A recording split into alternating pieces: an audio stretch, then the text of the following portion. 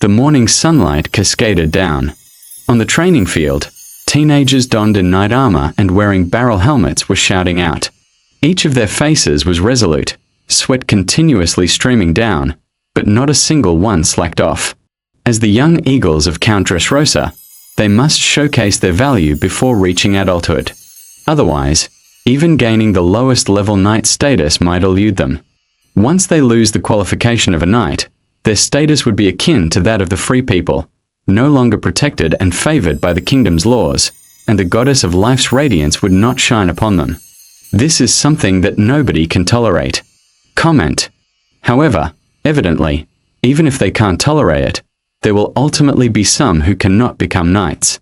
One after all, the difficulty of condensing a life seed and becoming a qualified apprentice knight before the age of 18 is no less than getting directly accepted into Qingbei in the previous life's college entrance exams.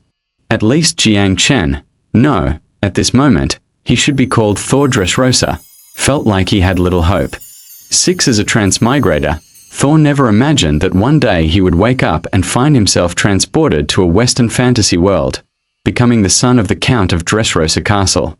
5, of course, at first, he was undoubtedly delighted. Although waking up was not to a gentle maid, but rather a male servant that gave him goosebumps. One yet looking at his vast bed at least 3 meters wide, the exquisitely prepared food that left him speechless, and the fine clothing, it was enough to make him feel this traversal was worthwhile. 3, this abominable feudal life was indeed too wonderful. However, his excitement didn't last long. Soon enough, Thor discovered that his good days probably wouldn't last much longer. Because in the Dressrosa family, there has been a rule for hundreds of years, that if the descendants do not condense a life seed before the age of 18 and become apprentice knights, they will lose the family's protection, lose the knight qualification, and be kicked out of the family. Only by becoming apprentice knights can they continue to bask in the family's glory. Knight is the extraordinary power of this world. Noble offspring can condense their own life seed through the consumption of life potions, supplemented by extensive training, thereby possessing power beyond the mundane. Stop. Rest.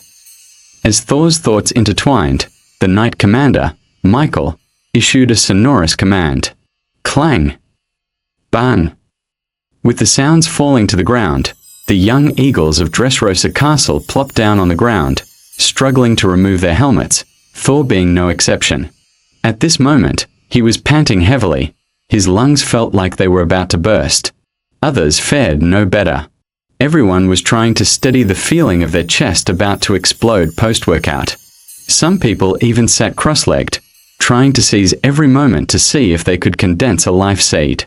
Thor looked at his brothers, slightly calmed himself, and then sat cross-legged as well, carefully feeling the life source power inside him. Time ticked by second. Before long, the better part of an hour had passed. Phew! Expelling a deep breath, Thor slowly opened his eyes, a trace of helplessness in his expression. Like before, this time he also couldn't condense a life seed. Even though he felt further life source power, it was still not enough. At this rate, he reckoned it might take at least another year to condense a life seed. But evidently, time wouldn't give him another year. 3 days later, he would come of age, and if he could not condense a life seed, then he would become a wandering knight. Even the Dressrosa name would be stripped from him, unless he could gain kingdom titles again, which might allow him to reclaim it. But losing the knight's qualification makes gaining kingdom titles but a pipe dream. 3, that is what a true nobility is. Damn it, why did I transmigrate without a golden finger? 2, muttering to himself, Thor's expression carried a hint of helplessness, and some discomfort. This beginning, having not enjoyed the good days for long, just about to become a wandering knight, truly didn't sit well with him. Sighing, he was about to get up. The sticky feeling all around him was extremely uncomfortable. He needed a good wash. However, just as he was about to stand, a mechanical voice suddenly echoed in his mind. World matching in progress. Matching successful. Character matching in progress. Matching successful. Congratulations, you have obtained the Daily Intelligence System. Would you like to activate it? One, the mechanical voice was extremely abrupt, and at the same time, streams of information flooded into his mind. Accompanied by the mechanical voice and the flood of information, Thor's eyes suddenly widened, his earlier sighs giving way inevitably to a burgeoning delight. Golden finger. He hadn't expected that he actually had a golden finger. Activate. He almost couldn't wait to speak.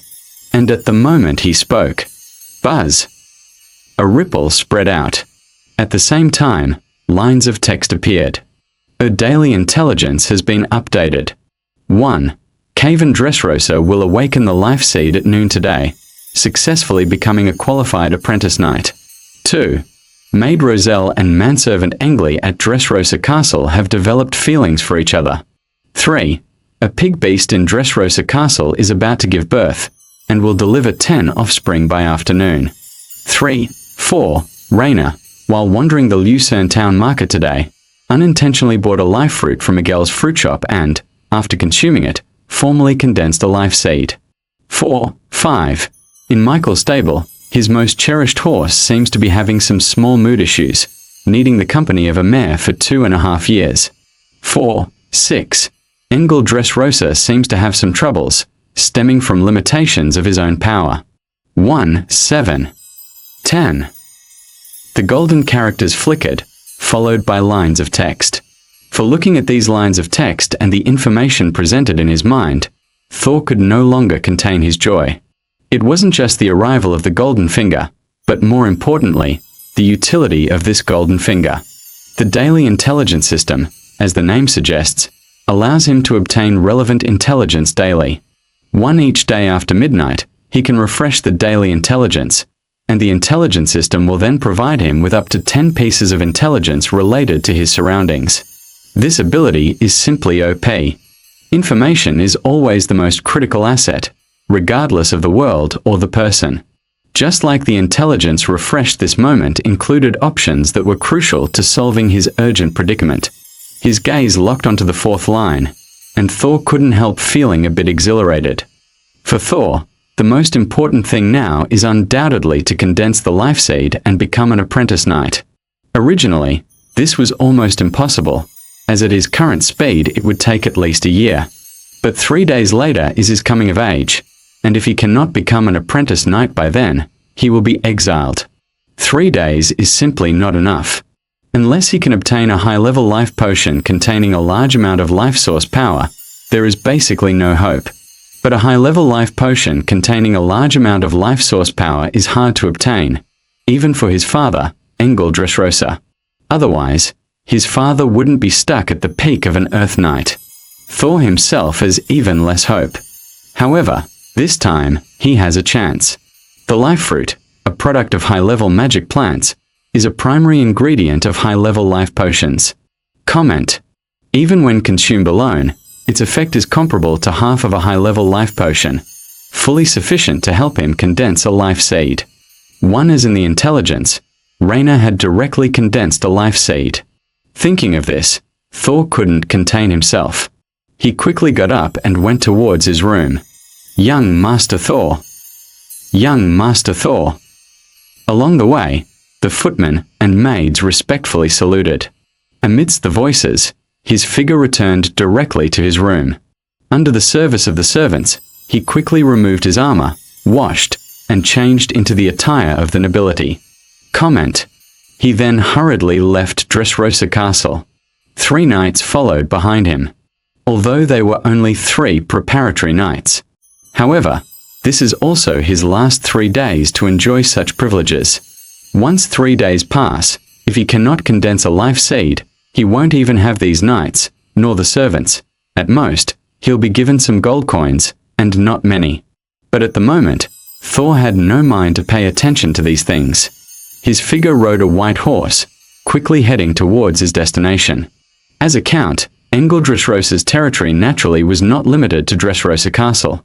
It also governed around 10 surrounding towns, covering an area roughly the size of a small county from Thor's previous life. Lucerne town was one of these, and not far from Dressrosa Castle, just 30 or 40 kilometers away. By horse, it took only about an hour to reach Lucerne town.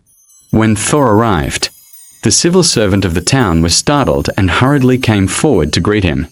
"Young Master Thor." The civil servant spoke nervously. "You have nothing to do with this. I'm just here for a stroll." Thor waved his hand, directly dismissing the civil servant. "Yes, yes." The civil servant nodded quickly, not daring to linger, and swiftly backed away. Thor dismounted and began his search. Initially, he was considering how to find Miguel's fruit shop.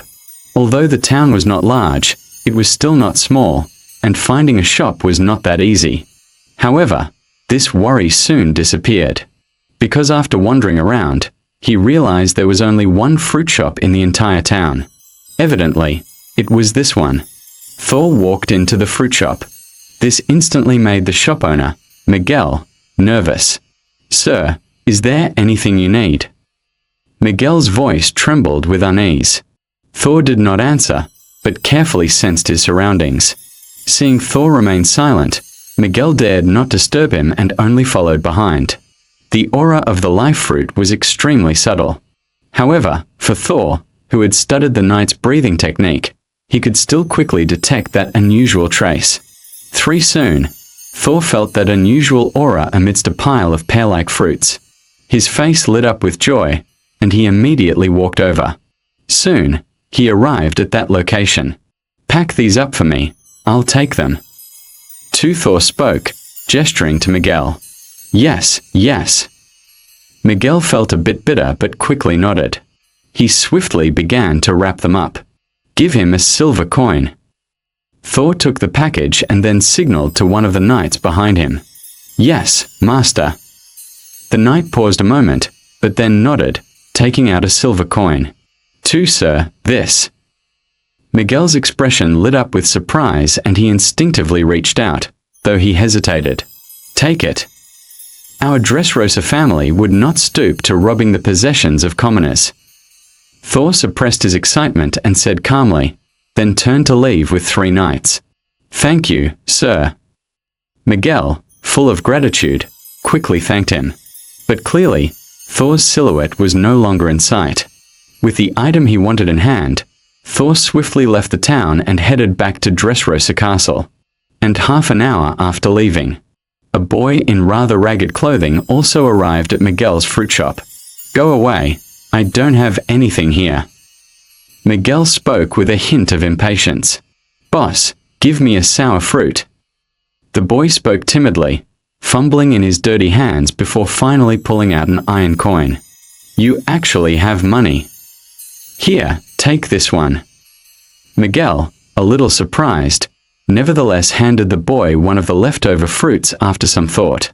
"Thank you." The boy quickly thanked him and left in a hurry. But at this very moment, the trajectory of history changed. The boy who should have, by coincidence, obtained that life fruit and altered his fate, seemed to have returned to the starting point once again. 14 meanwhile, on the other side, what should have been a fixed destiny encountered a twist. Back at Dressrosa Castle, Thor, unable to restrain himself, returned to his room immediately. After sending all the servants away, his gaze was locked onto that life fruit. As for the other sour fruits, he tossed them aside casually. Looking at this seemingly ordinary fruit, Thor felt a rush of overwhelming excitement surging from within. The life fruit. This was indeed a life fruit. Even if his father, Engel Dressrosa, knew about it, he would probably be tempted. Because with this fruit, there was nearly 100% chance to exchange it for a high-level life potion.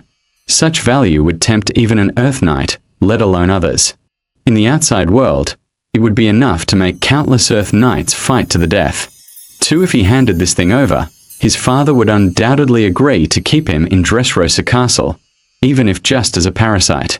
Rules, when the interest is significant enough, might not be so important after all. At least, that's what Thor believed. Thoughts flowing, streams of ideas interweaving. Finally, Thor chuckled softly. Without the slightest hesitation, he directly shoved the life fruit into his mouth. 3 took a bite. The flesh instantly transformed into a warm current spreading throughout his entire body. The next moment, Thor only felt an extreme sensation of heat all around him. and the previously indistinct life source power began to quickly grow agitated. The life source power contained within the life fruit was undoubtedly massive. As a main ingredient for high-level life potions, its contained life source power is sufficient to give an Earth Knight a chance to advance to a Sky Knight. Such a vast life source power is almost like an ocean to someone who is not even an apprentice knight yet. Comment. Fortunately, the life source power contained within the life fruit is extremely gentle. It does not lead to exploding and dying. One, a large amount of life source power, even if it cannot be absorbed, quickly merges into Thor's flesh, used to lay his foundation. One, however, even so, the sensation of extreme heat was still unbearable. Large drops of sweat falling. Thor's body seemed to have been filled with gas at that moment, an intense discomfort spreading continuously. 3. Thor gritted his teeth and swallowed the entire fruit in a few bites, then sat cross-legged. Struggling to gather his thoughts, he began to activate the knight's breathing technique. The Dressrosa family's knight skill is called the eagle breathing technique, the most superior breathing technique that also has the best effect on mobilizing life source power. For the moment the breathing technique was used, Thor felt an emptiness before his eyes as grains of life source power within his body quickly gathered towards his chest. Time passing by second. No idea how much time has passed, nor how long he sustained it. The clothes on Thor's body, soaked with sweat, gradually dried. When the blood-red moon gradually adorned the sky. Comment. Night descended. Within the room, Thor suddenly opened his eyes. And at the moment he opened his eyes, he felt a distinct difference in the entire world.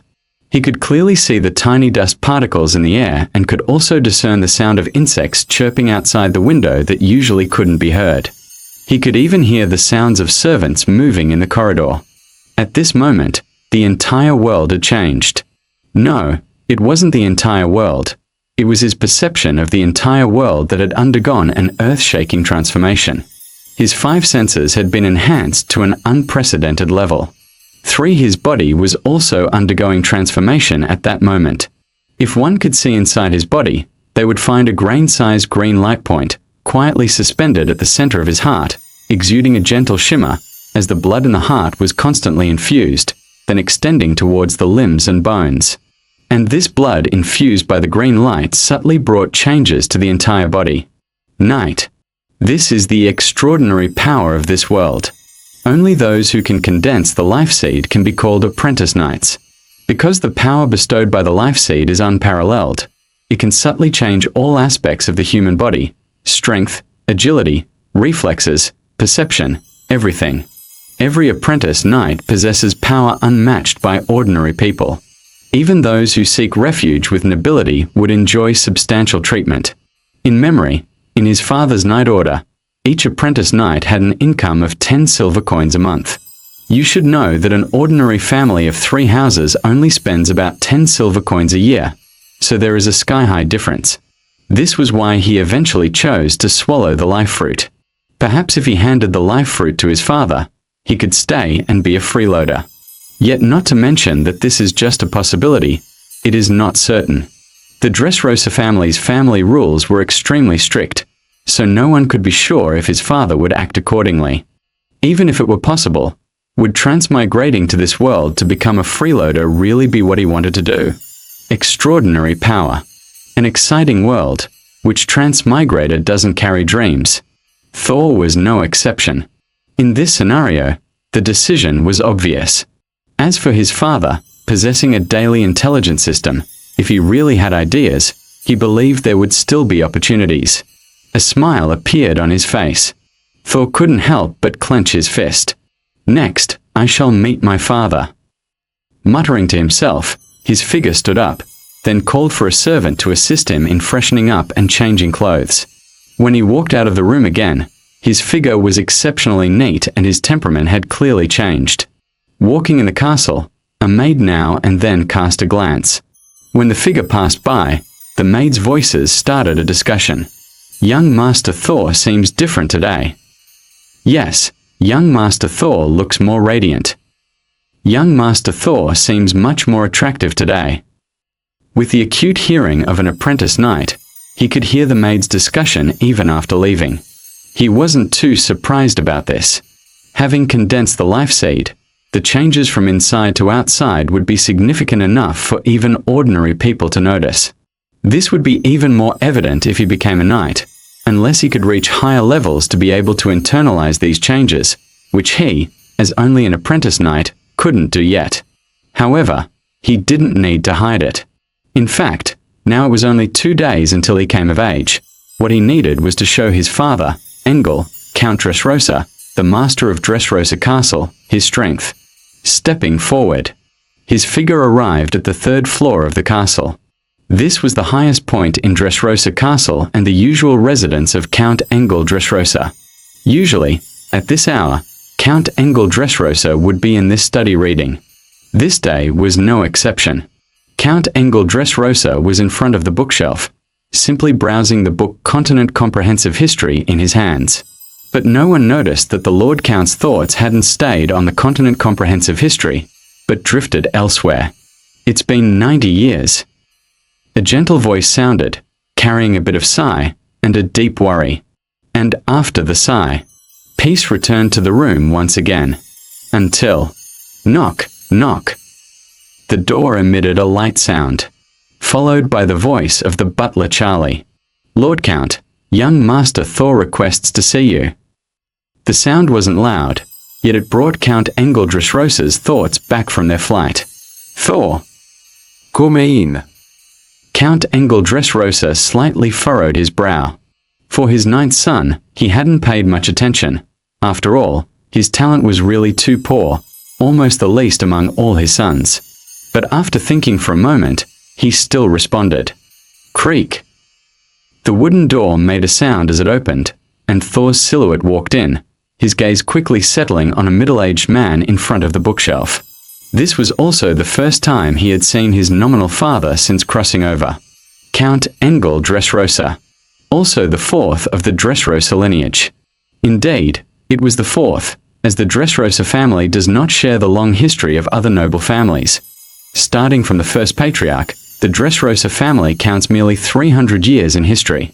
300 years ago, the Dressrosa family rose to prominence due to the Kingdom War, establishing the Count's prestigious position in just a few short centuries. A marvel throughout the Tulip Kingdom. In the ranks of Duke, Marquis, Count, Viscount, Baron, Count is already considered high nobility. Comment. Many noble families over 1,000 years old are only counts. But none of this had anything to do with Thor at this moment. Most of his focus was on his father. Engel Dressrosa, with a first impression of being solemn and composed, a towering figure, with graying temples and piercing eyes, gave an unmistakable sense of pressure, let alone the mysterious aura emanating from him. As a peak Earth Knight, Engel Dressrosa holds a renowned presence, even throughout the Frost Moon Province. He ranks among the top individuals of the Frost Moon Province. That pressure is palpable. Greetings, Father. Thor took a deep breath, suppressing his heartbeat with respect, and bowed. Not bad, you've actually broken through. It seems you won't become the family's 29th expelled descendant. A voice with a hint of surprise rang out. Engel Dressrosa's expression initially surprised, but soon turned calm. Just an apprentice knight. It wouldn't draw his attention. It wouldn't evoke joy, either. It's all thanks to Father's guidance. Thor's heart skipped a beat but hurriedly spoke up. I haven't guided you, nor did I expect you to break through as an apprentice knight. 2. There's no need to thank me. Count Engel Dressrosa waved his hand, then fell into deep thought. Comment. Thor, too, did not disturb, silently waiting by the side. Thor, I originally thought you couldn't become an apprentice knight, and I had prepared a parting gift. But since you have become an apprentice knight, you probably won't need these. Now you have 2 options. After pondering, Count Engel Dressrosa slowly spoke. Please tell me directly, Father. Thor straightened his thoughts, his tone becoming more respectful. The Dressrosa family originated from the Kingdom War. Today's territory is fought for by the family's descendants. Since the first patriarch 300 years ago, The Dressrosa family has given every descendant a choice opportunity, and the same goes for you. From today onwards, you may choose to stay with the family and become a clan guardian knight, receiving 1 gold coin monthly, or you may choose to become a pioneer knight. 20 years ago, the kingdom established the northern province at the northern border. The family will provide some support, and you can become a pioneer knight. 7 Engel Dressrosa's words rang out slowly. 2 choices, 2 different options. Listening to his father's words, Thor could not help but fall into contemplation. He truly hadn't anticipated having 2 choices. Originally, he had planned to become a clan guardian knight, but now there was a new option. Yet, faced with this choice, he couldn't help but hesitate. The first option is undoubtedly stable, but the limit is undoubtedly capped. As a son of Dressrosa, he cannot inherit the title, and the highest achievement would be Knight Commander, and no matter how noble, Knight Commander isn't true nobility. One, it's safe to say that in the Frost Moon province, unless another kingdom war breaks out, his future is essentially fixed. The latter option, however, has a much higher cap. Pioneer Knight, Thor has some understanding. This is a special status formed by the kingdom. Any knight can become a pioneer knight. As long as enough territory is taken and enough subjects are owned, they can be granted the title of Baron. Though it's merely the lowest Baron, it's still nobility, recognized by not only the Tulip Kingdom but also other kingdoms. Yet, the second option's risks are equally unpredictable. The essence of pioneer knights is in pioneering. The establishment of the northern province is only 20 years old, filled with numerous monsters and chaotic order. Even from the mouths of bards, one hears of countless deaths of pioneer knights every year.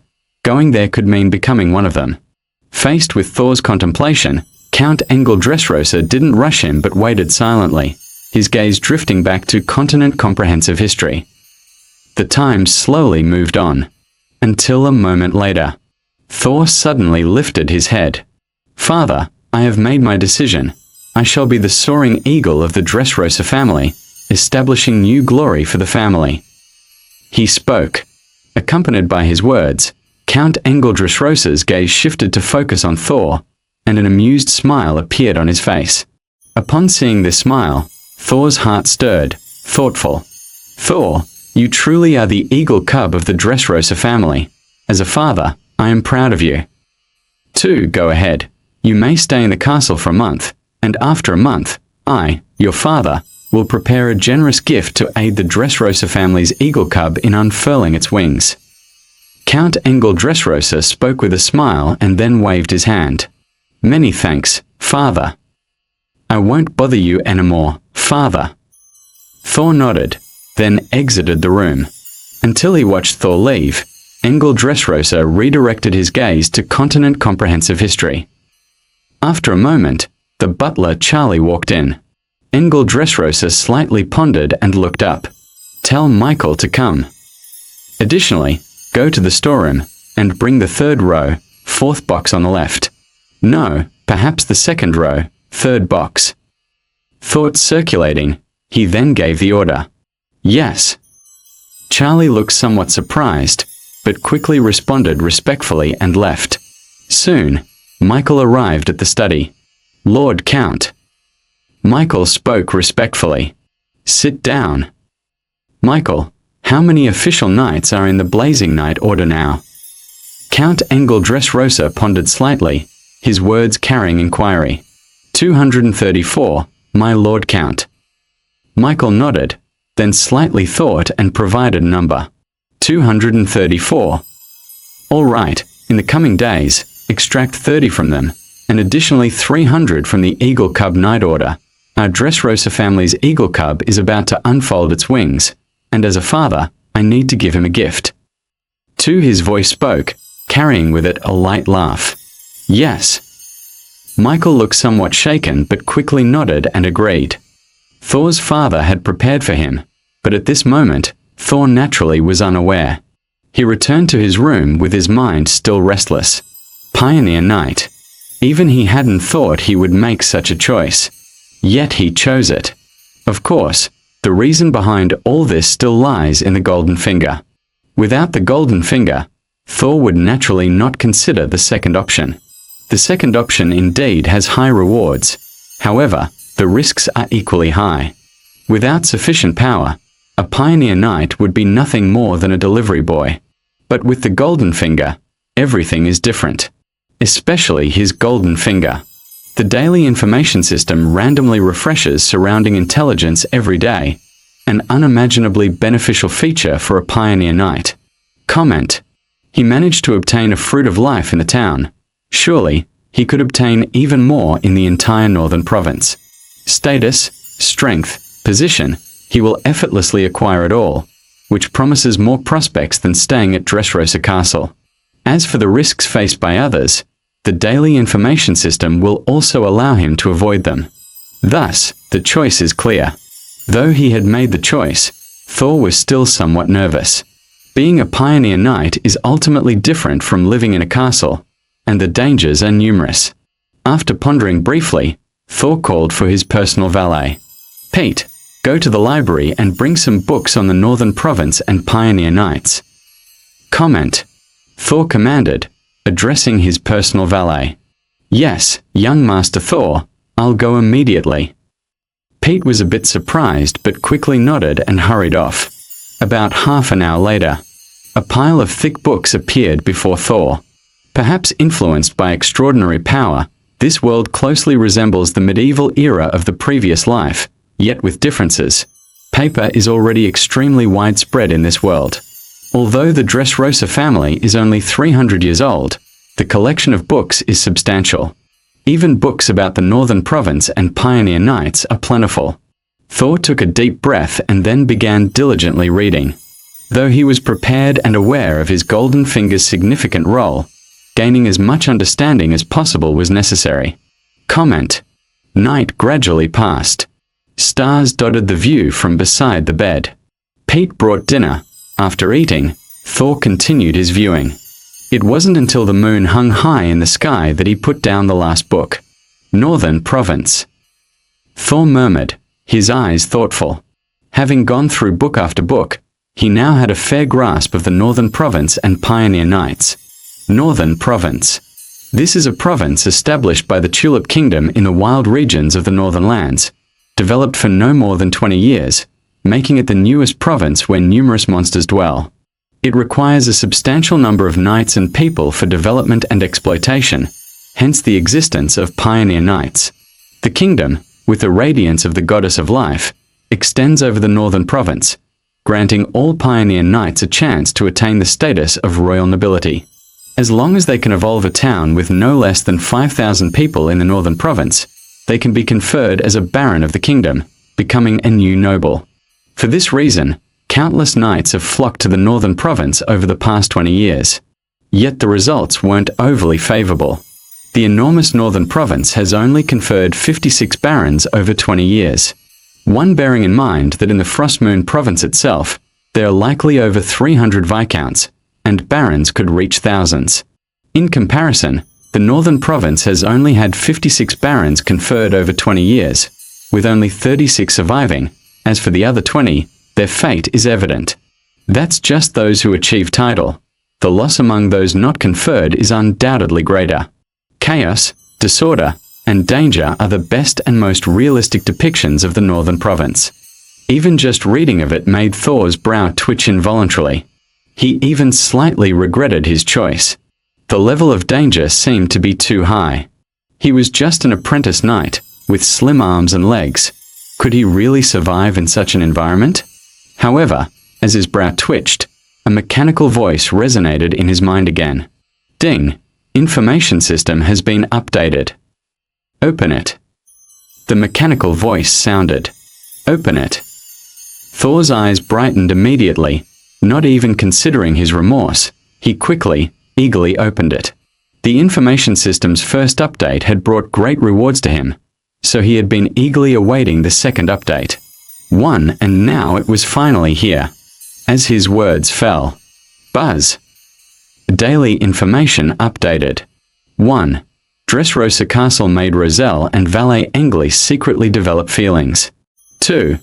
Dressrosa Castle valet buried a bag of money under the right side of the training ground acacia tree.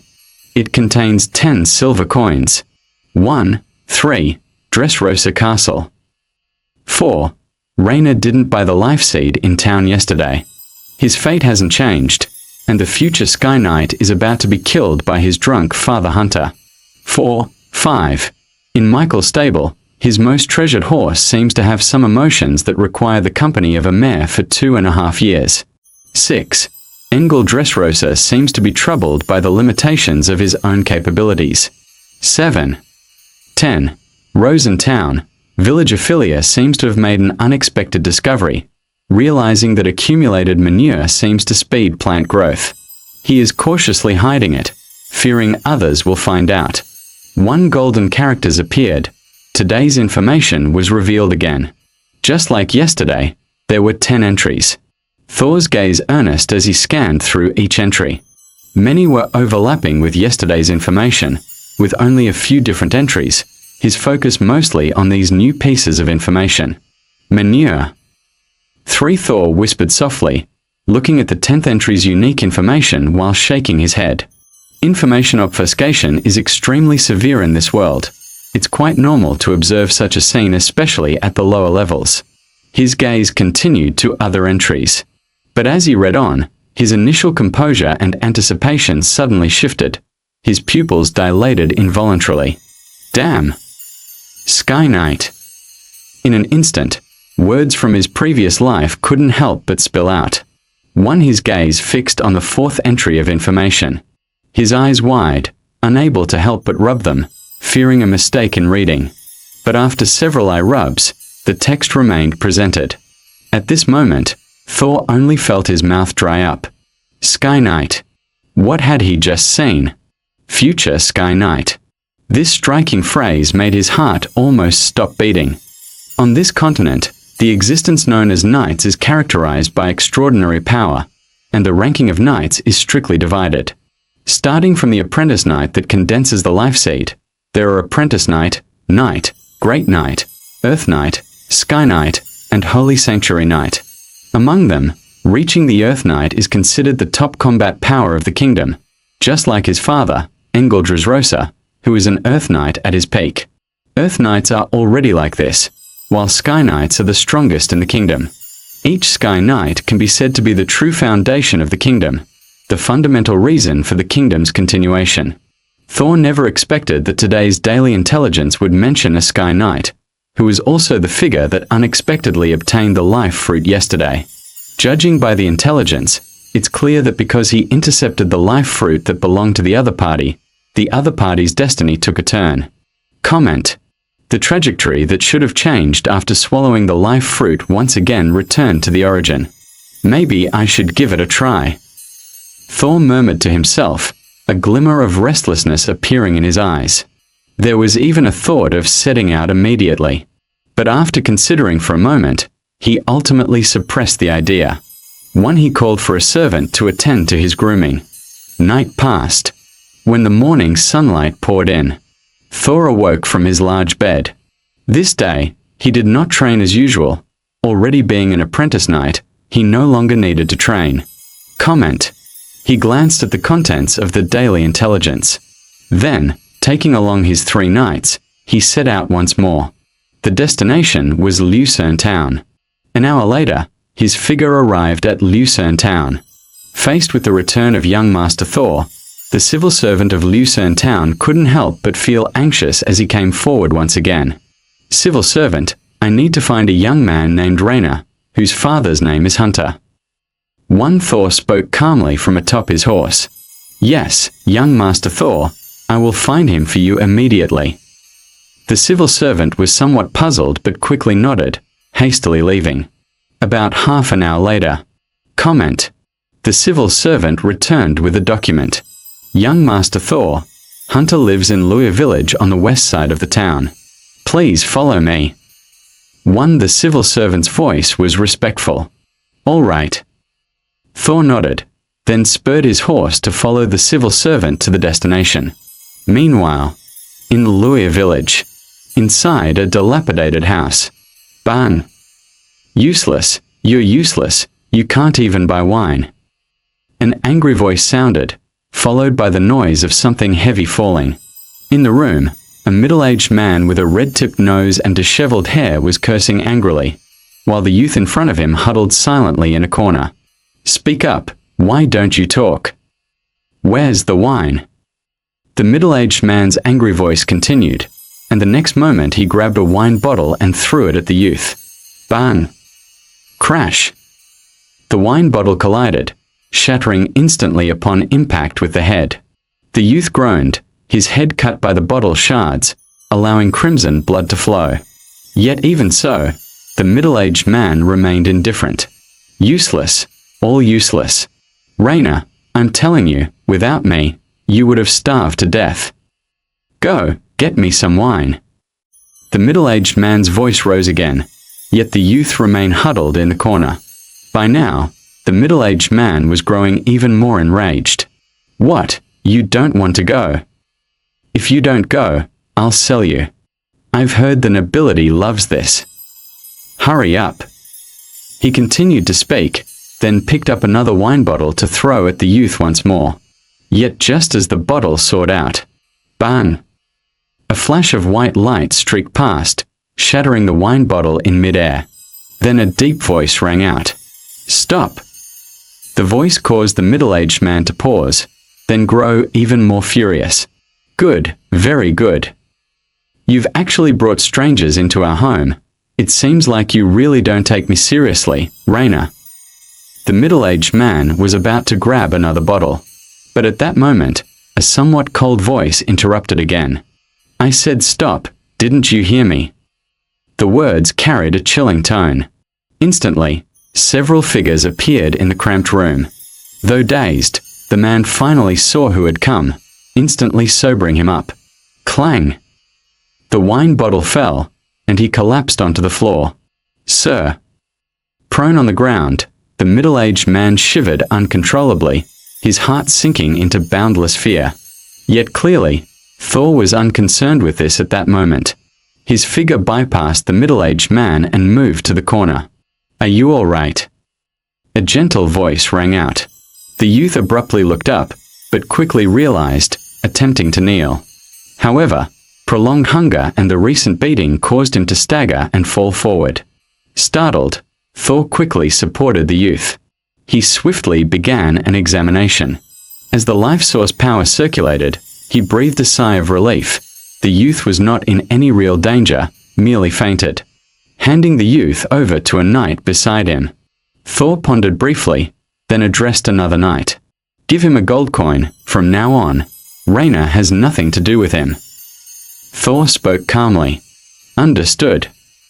The knight nodded, swiftly taking out a gold coin and tossing it on the ground. "Sir, Raina following you is a blessing for him. "2. Rest assured, sir, I will not contact Raina again." Seeing the glittering gold coin on the ground, the middle-aged man scrabbled over to retrieve it, offering profuse thanks. Thor paid no attention. He saw no reason to engage with such a person. Giving a gold coin was merely for the youth's sake, and nothing more. His figure departed swiftly with the youth in tow, while the middle-aged man continued to gaze at the gold coin, even biting it with his mouth, unable to hide the joy on his face. He clearly did not yet understand what he was losing. This was a Sky Knight, a being standing at the kingdom's pinnacle. One, of course, he could never imagine that his much-despised son would one day become a Sky Knight. To him, a burden exchanged for a gold coin was exceptionally valuable. His original intention was merely to exchange him for some wine money. If the nobility offered 2 or 3 silver coins, that would be fortunate. Gold coins were beyond his wildest dreams. Returned to the castle, Raina was handed over to the servants, and soon he received the appropriate treatment. An hour later, Raina slowly awakened from his slumber. The comfortable big bed gave him an extremely uncomfortable feeling, while a burst of fragrance wafted to the tip of his nose, causing his Adam's apple to roll with motion. Glug! His Adam's apple moved instinctively. But when his vision cleared and he saw everything around him, he couldn't help but jolt in shock, quickly climbing out of bed, his expression somewhat flustered. Because at this moment, he was in a luxurious room. Everything he saw in front of him was something he couldn't possibly imagine. Even if it was just one item, selling him wouldn't be enough to compensate for it. What shocked him even more was that he was dressed in incredibly lavish attire, the kind that nobles he glimpsed from afar wore. It is said that each piece required silver coins to purchase. Growing up, the most he had dealt with was iron coins, and he had only seen copper coins 3 years ago, let alone silver coins, which he never dared to dream of. However, in his panic, creak! The door emitted a soft sound, and a servant-like figure walked in. Well, Raina was a bit flustered, instinctively speaking, but didn't know what to say. Comment: no need to be nervous. Young Master Thor has asked you to eat before seeing him. A gentle voice sounded. The servant spoke respectfully. Listening to the respectful tone, Raina felt as if he were in a dream. Following the servant's indication, he noticed the dining table beside him was full of food. No longer was it the nearly inedible black bread but exquisitely prepared meals, including quite a bit of meat. Glug! His Adam's apple rolled instinctively again. Raina couldn't help but want to move closer, yet he hesitated. Can I eat?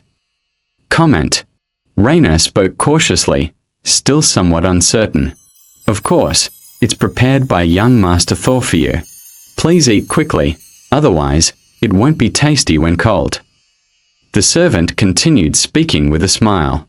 Seeing the expression and smile of the other party, Raina couldn't help but move forward in hunger. Began eating hastily. However, as the food entered his mouth, tears unknowingly welled up in his eyes, which he forcibly held back. This meal he ate quickly. Would typically savor such abundant food slowly, but thinking of the servant's words, he unconsciously sped up. After a moment, he finished and followed the servant to see Thor. On the training ground, Thor was practicing knightly techniques. Having condensed the life seed to become an apprentice knight did not mean he didn't need to continue cultivating. In fact, continuous training, gathering more life source power, is the key to truly becoming a knight. Even with a golden finger, Thor naturally wouldn't relax.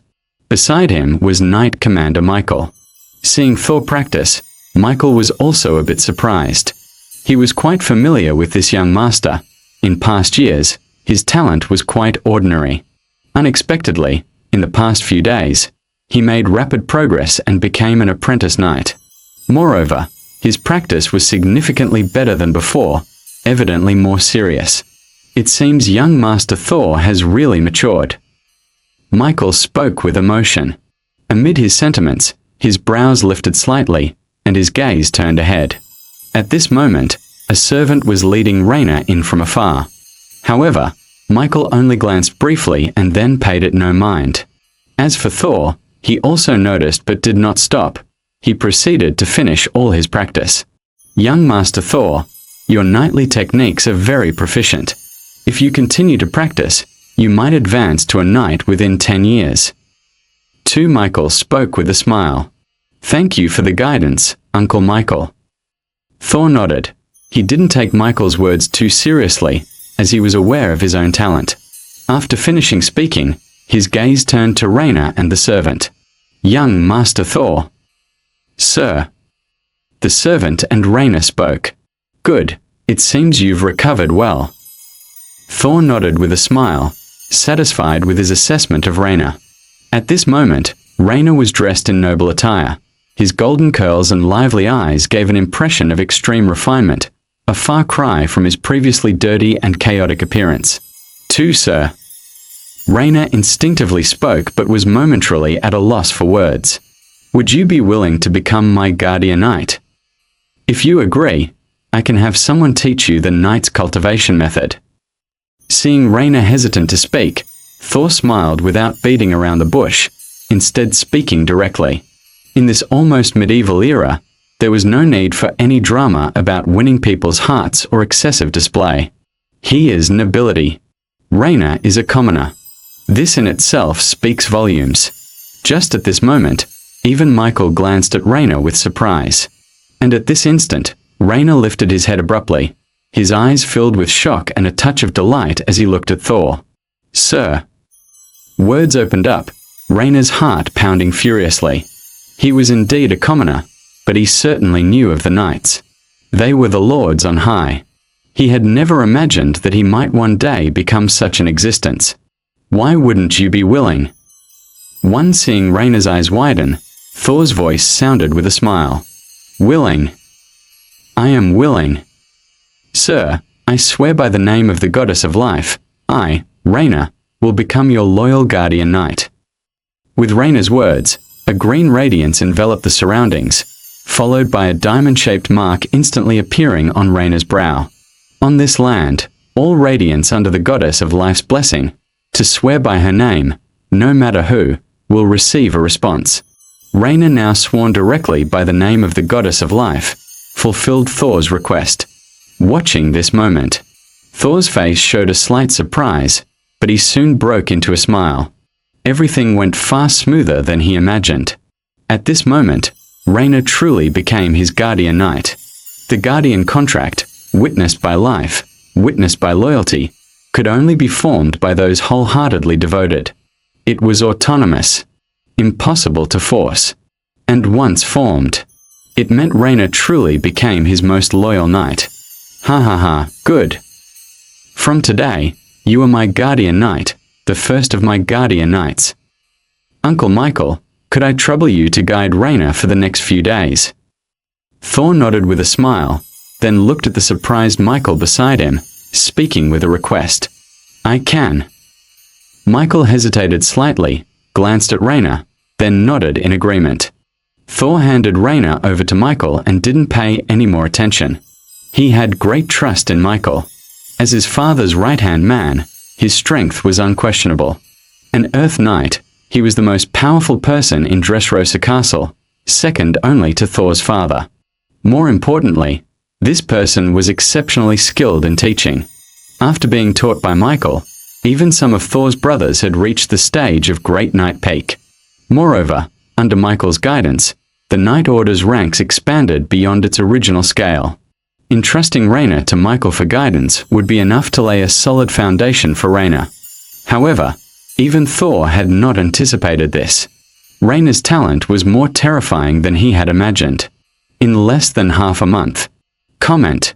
While Thor was still preparing matters to become a pioneer knight and gathering useful information through his intelligence network, Michael summoned him unexpectedly.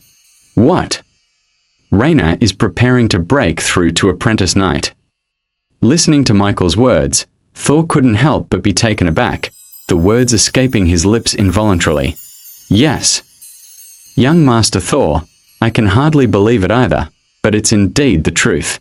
Rayna's life source power has already reached abundance, and he should be able to break through to apprentice knight within the next 3 days. I'm planning to request a bottle of a low-level life potion from Lord Count. Michael was equally astounded at this moment. Comment. Even though he had witnessed Rayna's talent in recent days, reaching this point still deeply shocked him. Even for an Earth Knight like him. He could confirm that Rayna had never practiced any knight skill before. Yet in just a fortnight, the other was about to break through to apprentice knight. This talent was almost terrifying. To think that even he, once a renowned power in the kingdom, took 3 whole years to condense a life seed, and even Lord Count Dressrosa took an entire year to do so. Half a month to condense a life seed. He could hardly imagine how high this talent truly was. Phew. Comment. Thank you, Uncle Michael. I understand, Uncle Michael. I hope you'll keep this confidential for me. Don't tell anyone except my father. Thor took a deep breath, then expressed his gratitude, and after a moment of contemplation, he spoke. Even though Rayna had become his guardian knight, to prevent any accidents, Thor didn't want this news to spread. All right. After a moment of consideration, Michael glanced at Thor, finally nodding. Thank you, Uncle Michael. Thor nodded. No need to thank me. Michael gave Thor a deep look, feeling some waves of emotion inside. He knew that Rayna was brought out from the common folk by young Master Thor. But being the most loyal knight of the Dressrosa family, he naturally knew what questions were inappropriate to ask, and that he shouldn't be curious. After exchanging a few words with Thor, he started walking towards the castle. Since he had said he would apply for a low-level life potion, naturally he wouldn't delay. Thor did not follow. Instead, after checking on Rayna, he continued with his work. Meanwhile, inside the study, Michael had reached Engel Dressrosa's study. He reported the situation. What? You're saying that Thor's guardian knight is about to break through to apprentice knight? Hearing Michael's report, Count Engel Dressrosa couldn't help but be startled. About his son's guardian knight, Count Engel Dressrosa naturally had some understanding, and had even sent people to investigate. But that was the extent of it. He hadn't paid much attention. Just a guardian knight, and a commoner's son at that. What use could he be? But he had never imagined that in just half a month, Michael would bring him such news. Michael knew what had happened, so naturally, Count Engel Dressrosa knew as well. Rayna had never been exposed to any knight's training methods prior. Yet within just half a month, he was about to break through to apprentice knight. After the shock, Count Engel Dressrosa found it hard to breathe steadily. Right, I've confirmed it. With the current state of his life source power, there's a 70 to 80% chance of breakthrough. Michael nodded again, and seeing his knight commander affirm once more, the Count began pacing back and forth, his eyes flickering continuously. Michael didn't interrupt, quietly waiting. Moments later. Count Engel Dressrosa paused. Charlie. He called out. Soon, the door opened, and the butler, Charlie, came in. Fetch a bottle of low-level life potion from cabinet number 1, first row, the 7th item, no, the 3rd item on the 1st row, and also the 5th item from cabinet number 2. Count Engel Dressrosa commanded. Yes. Charlie, a bit taken aback, nonetheless nodded briskly. Michael, I'm aware of the matter now. About the low-level life potion, I'll have Thor deliver it later. You can go back now. After giving his instructions, Count Engel Dressrosa addressed Michael. Yes. Michael nodded, not particularly surprised, and swiftly departed. After Michael left, Count Engel Dressrosa had a servant summon Thor. Thor was still preparing, but hearing his father's summons, he had no choice but to head to the study. When Thor arrived, Charlie had already returned with the items. Father. Thor spoke respectfully. With his words, Count Engel Dressrosa didn't speak immediately, but instead gazed deeply at his son. One Thor didn't dare speak, keeping his head down respectfully. Luckily, Count Engel Dressrosa didn't continue staring. Instead, after a brief consideration, he spoke. Thor, you've done well. Here is a set of silver armor, and a bottle of mid-level life potion. You may give them to your guardian knight. With his words. Upon hearing his voice, Thor couldn't help but raise his head instantly, a hint of surprise in his expression. Silver armor, mid-level life potion. He never expected his father would be so generous. A set of silver armor alone was worth over 100 gold coins, not to mention the middle-level life potion, which was useful even for a great knight breaking through to Earth Knight, and valued at no less than 1,000 gold coins, and practically priceless. And here his father was, asking him to give these to Rayna. Father. Thor spoke instinctively, his gaze involuntarily turning to his father, Count Engel Dressrosa, with a hesitant and somewhat shaken expression. Thor, you must understand that even though Rayna has become your guardian knight, a guardian knight only represents loyalty, not anything else. As a qualified lord, you need to demonstrate your benevolence, your tolerance, and your authority. Count Engel Dressrosa's words rang long, carrying an indescribable undertone. Thor was momentarily stunned, but soon his expression became solemn. Evidently, his father, Count Engel Dressrosa, was currently instructing him. Thor naturally harbored no resistance to this. As a count, Count Engel Dressrosa possessed wisdom and experience that Thor could not compare to, even though he was a transmigrator. Seeing Thor's expression, Count Engel Dressrosa also showed a satisfied look. He pondered slightly before speaking again. Thor, the path of a pioneer knight is not an easy one. To truly become a capable pioneer knight, the first thing you must learn is how to win people's hearts. Currently, you are the young master of Dressrosa Castle, and the glory of the Dressrosa family can shield you. But once you become a pioneer knight, this glory will fade away. You need to rely on your own wisdom to build your domain and lead your people. 2. Rainer is excellent. His talent is the strongest I've seen so far. If you can truly earn his allegiance, he will be your greatest ally in the future. Your talent may not be strong, and I did not have high hopes for you, but my child, you seem to have surprised me. His words began seriously, then broke into a smile. Hearing his father's words, Thor was startled, instinctively wanting to speak, but he was stopped by Count Engel Dressrosa. Everyone has secrets, and I need not delve into yours, for you are my child. You are now, and will be in the future, work hard. 5. I look forward to my child becoming the eagle of the Dressrosa family. Count Engel Dressrosa chuckled lightly, not dwelling on his son's issues, instead gesturing for him to leave. Yes, father, I will not disappoint you. Thor nodded, his expression serious. Soon after, servants quickly came forward, helping Thor don the silver armor and providing him with life potion. As he watched Thor depart, Count Engel Dressrosa's eyes flickered, a smile on his face. It seems I indeed underestimated him. A truly unexpected surprise. Charlie. With a soft call, Count Engel Dressrosa summoned once more. Yes, my lord.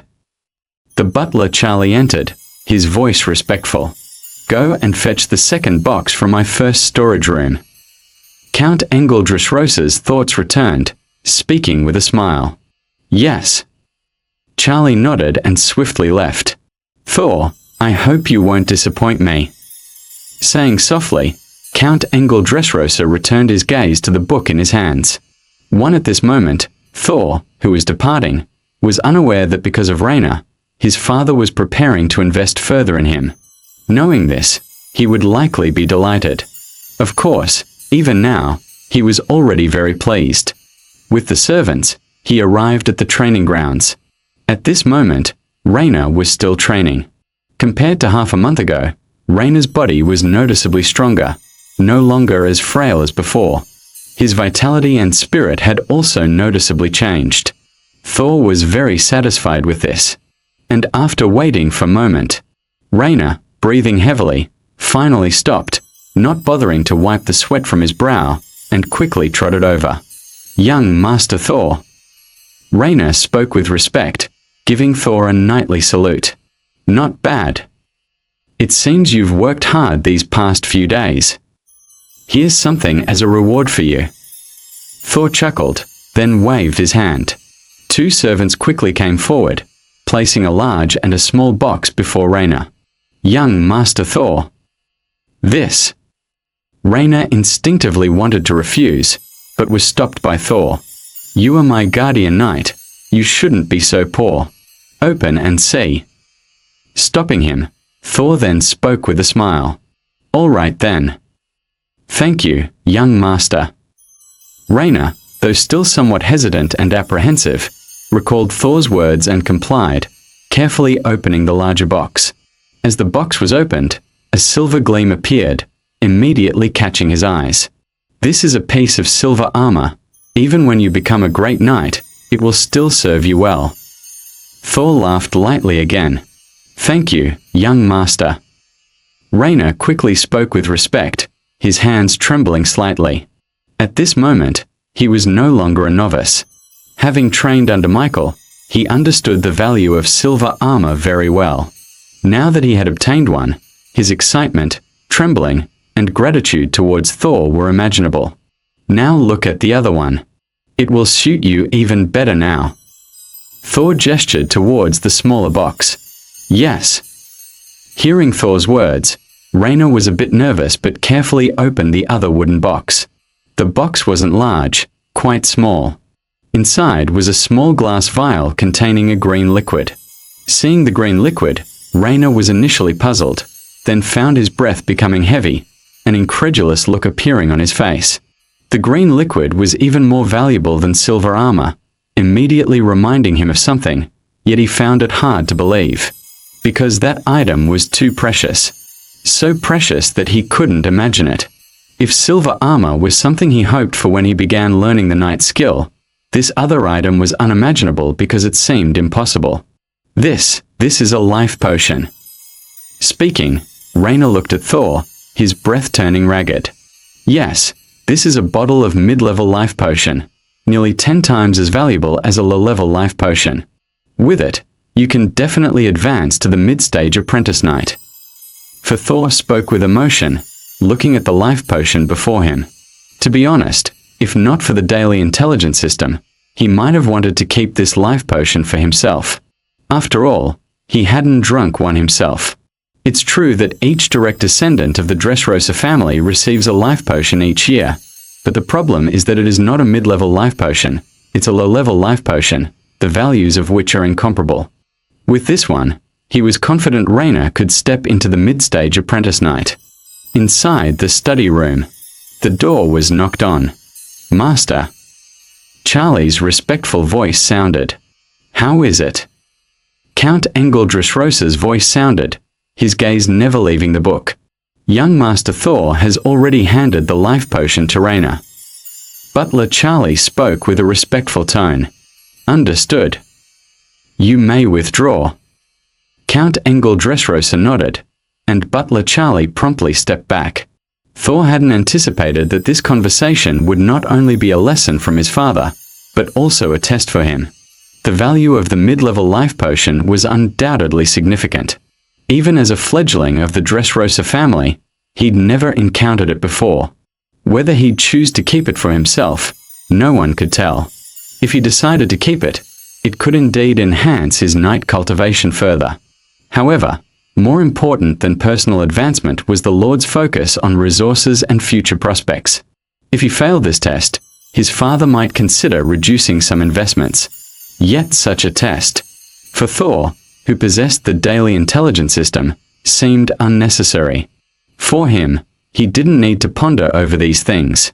The daily intelligence system offered him so much. A bottle of mid-level life potion was very important, yet not as crucial for him. Although the daily intelligence system hadn't continued offering more support these days, that was only because he was within the Dressrosa castle. Once he ventured out to the northern province, he believed the daily intelligence would offer much more, so he wouldn't fixate on this one thing. One time slowly passed. In the next 10 days, Thor was fully immersed in preparations, while anticipating the daily intelligence update. As before, the daily intelligence didn't offer him much over the following 10 days. Just discovering some items worth several or hundreds of gold coins. 2 regarding things like life fruit, and top geniuses like Rainer, there was no appearance again. In fact, this was normal. In the entire Dressrosa castle-administered town, the population was only a few 100,000. Having life fruit and geniuses like Rainer was already a miracle. And miracles don't happen constantly. Otherwise, they wouldn't be called miracles. About this, Thor wasn't disappointed. As he thought, the northern province would be the true stage. A completely undeveloped world, the resources and opportunities available are unimaginable, and they would have the chance to appear in his daily intelligence. The night gradually passed. As his last day at Dressrosa Castle approached, early in the morning, Thor was summoned by his father to the study room. "Take a look, see what else you need. If it can be satisfied, I'll try to meet your needs." A gentle voice sounded. Count Engel Dressrosa looked at his son. As he spoke, Butler Charlie handed a list to Thor. "Yes." Thor felt a bit nervous, also expectant. He certainly knew this was his father, and the Dressrosa family's support for him as a pioneer knight.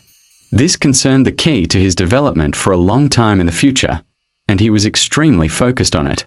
Even with the daily intelligence system, the aid family could offer was fundamental to his rapid growth. His gaze gathered. Then rows of text came into view. 10,000 gold coins. 50 bottles of low-level life potion. 3 bottles of mid-level life potion. 34 knights, 100 apprentice knights, 300 preparatory knights, 1 set of golden armor, 34 sets of silver armor, 100 sets of bronze armor, 300 sets of black iron armor. Rows of text appeared, and upon seeing these words, Thor couldn't help but breathe heavily. It was overwhelming indeed. Even a rough estimate placed its value at over 10,000 gold coins. The entire Dressrosa family territory's annual fiscal income was probably less than 10,000 gold coins, and now it had far exceeded the annual fiscal revenue value. One not to mention the value of 34 knights, 100 apprentice knights, and 300 preparatory knights. Even without a great knight, this was already about a tenth of the Dressrosa family knight order strength. His gaze instantly lifted, his breathing heavy as he looked at his father.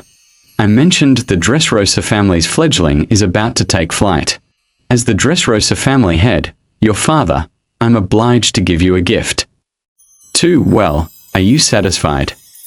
Count Engel Dressrosa spoke with a gentle voice again, his demeanor calm, without much fluctuation. Though such wealth was indeed remarkable to him, it was still expected. Thank you, father. I am very satisfied. Thor took a deep breath and spoke respectfully. At that moment, he was truly sincere. Though he anticipated Count Engel Dressrosa would give him a considerable parting gift, he didn't expect something so substantial. Such wealth was enough as his initial startup capital. Glad you're satisfied. Let's go, take a look at your future subordinates. Today, under the witness of the goddess of life, they will become your most loyal knights. Count Engel Dressrosa said, his figure rising. Yes, father. Thor nodded, quickly stepping aside to make way. Count Engel Dressrosa stepped forward, and the two gradually walked out of the castle and arrived at the outer training ground. At this moment, 34 knights, 100 apprentice knights, and 300 preparatory knights were already waiting on the training ground. As Count Engel Dressrosa and Thor arrived, the more than 400 people knelt down unanimously. Go up, that's your stage. Count Engel Dressrosa said, signaling to his son beside him. Yes, father. Thor nodded, his heart somewhat stirred. He stepped forward. As he stepped forward, a leading young man drew a long sword. Swear. A low and solemn voice rose. The next moment, voices rang out across the training ground. Accompanied by the voices, a golden scroll opened above everyone's head. The power of the contract began to weave continuously. Compared to Rayna's Guardian contract, this was the Oath of Loyalty contract. Established on a contract, its binding force was much lesser than the Guardian contract. However, expecting over 100 people to completely obey Thor from their hearts was almost impossible. Even now Thor had shown his generosity, it was still the case. Of course, for now, this was enough. As the contract was completed, Thor waved his hand, distributing the armor and weapons given by his father, including 34 of the 50 bottles of low-level life potion. Indeed. It seems I no longer need to teach you anything. From today onwards, you are the eagle spreading its wings from the Dressrosa family. I await the day you become a baron in our family. On that day, I'll celebrate for you in the family. In front of the castle, Count Engel Dressrosa was giving his son his final teachings. The more he looked at his son, the more satisfied he was. The distribution of life potion was something even he hadn't thought of. However, this action was undoubtedly correct. At this moment, the hearts of over 400 knights were completely captured by his son, which would undoubtedly allow his son to pass through the most difficult early stage with ease. Yes, father. Thor nodded respectfully, his heart filled with excitement. Next comes a new world, which would also be his stage. He had been preparing for this day for a whole month, full of anticipation. Go, I await your good news. Count Engel Dressrosa spoke with a smile. Yes, father. Thor nodded, this time not calling him Lord again. As his words fell, he turned around, pulled the reins, and the horse neighed. Behind him, 400 knights followed closely. A grand procession set out. Behind them, Count Engel Dressrosa and Michael stood. until the figures in front gradually disappeared from sight. "Let's go, for the young eagle will eventually soar skyward." With a gentle voice, Count Engel Dressrosa turned back to the castle with a smile. "Yes, Lord Count. I believe young Master Thor is certainly an eagle." Michael also spoke with a smile. The two figures disappeared. Meanwhile, Thor led the 400 knights as they gradually left Dressrosa Castle, heading towards the northern province. Dressrosa Castle is situated in the Frost Moon province, while the northern province lies further north, not requiring passage across other provinces. However, as a newly emerged province, Frost Moon province is vast enough, requiring a whole month's time to traverse. However, Thor was not in a hurry about this. After all, his father, Count Engel Dressrosa, had prepared not just weapons, armor, and gold coins, but also a large stock of resources for him. Forget a month, even half a year would be enough to sustain him. As for safety, there was even less to worry about. At least within the Frost Moon province, there wouldn't be much of a problem. As for entering the northern province, with 400 knights, it was not a small force within the entire northern province, enough to protect himself. However, what somewhat disappointed Thor was that, even upon leaving the Dressrosa family's territory, his daily intelligence reports yielded little. There was no help for it. On one hand, he was traveling and couldn't venture deep into other nobles' territories. On the other hand, though the Frost Moon province is also a new province, unlike the northern province, it's been developed for hundreds of years. Most of it has long been developed, making it naturally hard to find overlooked opportunities. In a month, he only gained assets worth about 1,000 gold coins. Although that's not insignificant. Compared to the initial hefty gains, these are clearly not much. However, this changed entirely upon entering the northern province. Only one day into the northern province after a month, the refresh of the daily intelligence brightened his eyes. Ding! The intelligence system has been updated. Do you wish to open it? The mechanical voice chimed, just like any other day. Open it. The soft-spoken voice said, without much attention at first. But the moment his words fell, buzz. A daily intelligence has been updated. 1. 50 miles ahead. In 3 days 2 pig beasts will have a conflict, and they will begin battling. For days later you'll harvest 2 fresh pig beast corpses. 1. 2. In 3 days, a group of thorny butterfly fish will swim through a small river 30 miles ahead. If you can capture them, they can slightly enhance your aptitude. 1. 3. In 7 days, a mysterious old man will be severely wounded 70 miles ahead. Rescuing him will yield unexpected benefits, though 30 years in the future, potential crises may arise. 4. In 1 day, to the right, 1,000 miles away, a star moon fruit is about to ripen. 1. 5. 6. 7. Line after line of golden characters appeared, completely unlike before. The originally nonchalant Thor's gaze was quickly drawn in.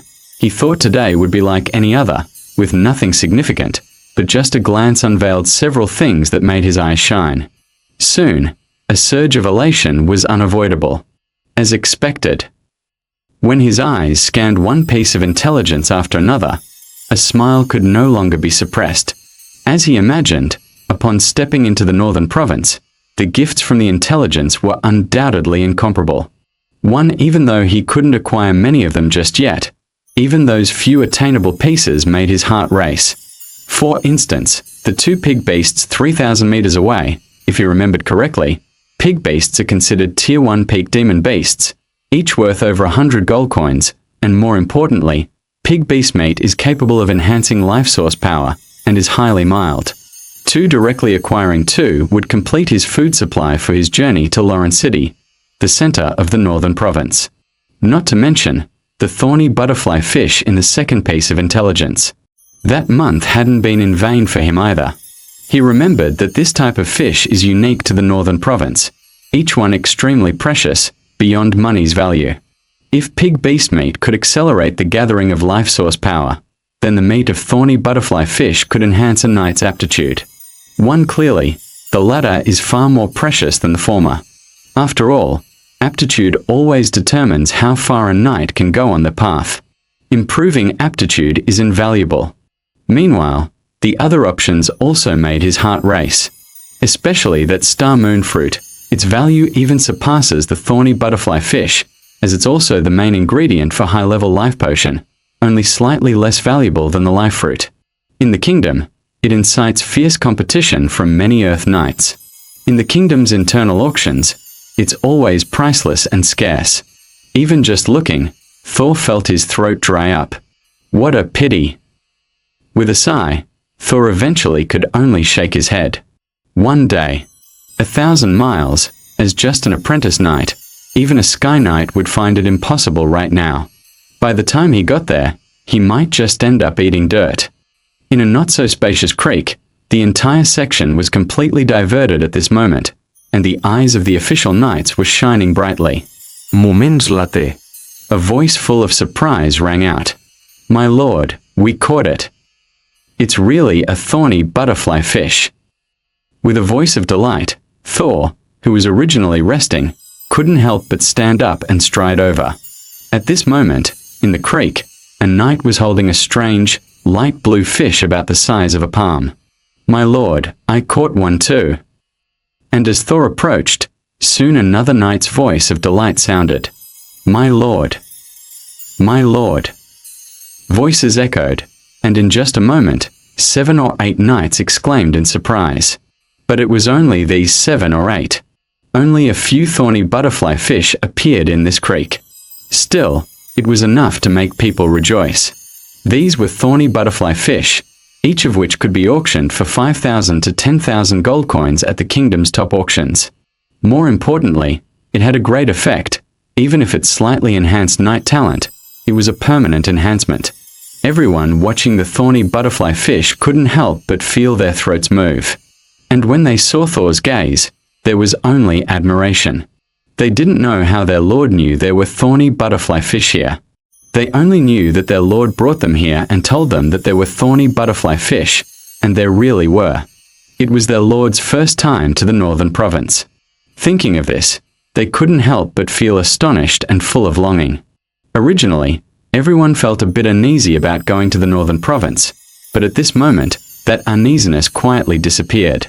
Of course, Thor did not pay any attention to these things at the moment, and with a wave of his hand, he had the knights deal with the thorny butterfly fish and was ready to eat. He didn't intend to keep the thorny butterfly fish, but planned to distribute it.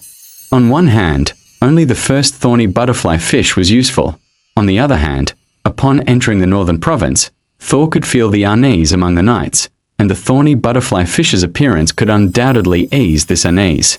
More importantly, these were his future foundation. As trustworthy knights, there wasn't much to say about giving benefits. Although there were only 7 pieces in total, divided among many, everyone could probably just taste it, but having it or not was completely different. In fact, that was exactly the case. When Thor decided to distribute the thorny butterfly fish to them, over 400 knights suddenly let out cheers. If loyalty and morale could be seen at this moment, you could see the numbers rapidly increasing. Although it couldn't be seen, everyone could clearly feel the difference among the crowd. Thor smiled as he tasted his share. The thorny butterfly fish's meat was very soft, melting in the mouth, and as he swallowed it, Thor felt a warm current spreading through his body, and his mind was instantly filled with a cool sensation. The life source power within him uncontrollably expanded. Thor dared not delay, quickly sitting cross-legged, operating the knight's breathing technique. Time slowly passed. About half an hour later, Thor's eyes suddenly opened, his expression filled with surprise. At this moment, his life seed had expanded once more, taking another step toward mid-stage apprentice knight. At the current pace, by the time he reached Lawrence City, he might break through to mid-stage apprentice knight. But before this joy could spread, the next moment, a surge of life source power suddenly blossomed beside him. Thor's joy was abruptly cut off, and he looked to the side, his mouth twitching. At this moment, Rainer also opened his eyes, surrounded by green light, the sight of life source power spreading. and this indicated that Raina had officially broken through to late-stage apprentice night. Yes, late-stage apprentice night. Before setting off, with the help of an intermediate life potion, he had broken through to apprentice night, and on the 10th day of the journey, he reached mid-stage apprentice night from early-stage apprentice night. Now, in less than 20 days, he broke through again from mid-stage apprentice night to late-stage apprentice night. At this speed, by the time Thor reached mid-stage apprentice night, Raina might have reached the apprentice night peak. Such a cultivation speed left him speechless. This is why comparing people can be fatal. Comparing goods can make you discard them. Taking a deep breath, Thor shook his head. My lord. At this moment, the just broken through Raina couldn't help but show a touch of delight, and upon seeing Thor's gaze, he quickly saluted. Not bad, keep up the hard work, and strive to become a knight peak when we reach the territory. Thor collected his thoughts, his voice gentle. Yes. My lord. Raina said excitedly, respectfully speaking. At this moment, Raina only held admiration for Thor. If loyalty could be seen, this one would definitely be full. Thor then encouraged him with a few words, before he called everyone to move forward again. Along the way, Thor picked up the two pig beasts from the information, and this undoubtedly led to another exclamation from the Night Order, and everyone feasted once more. The originally anticipated hard days didn't come.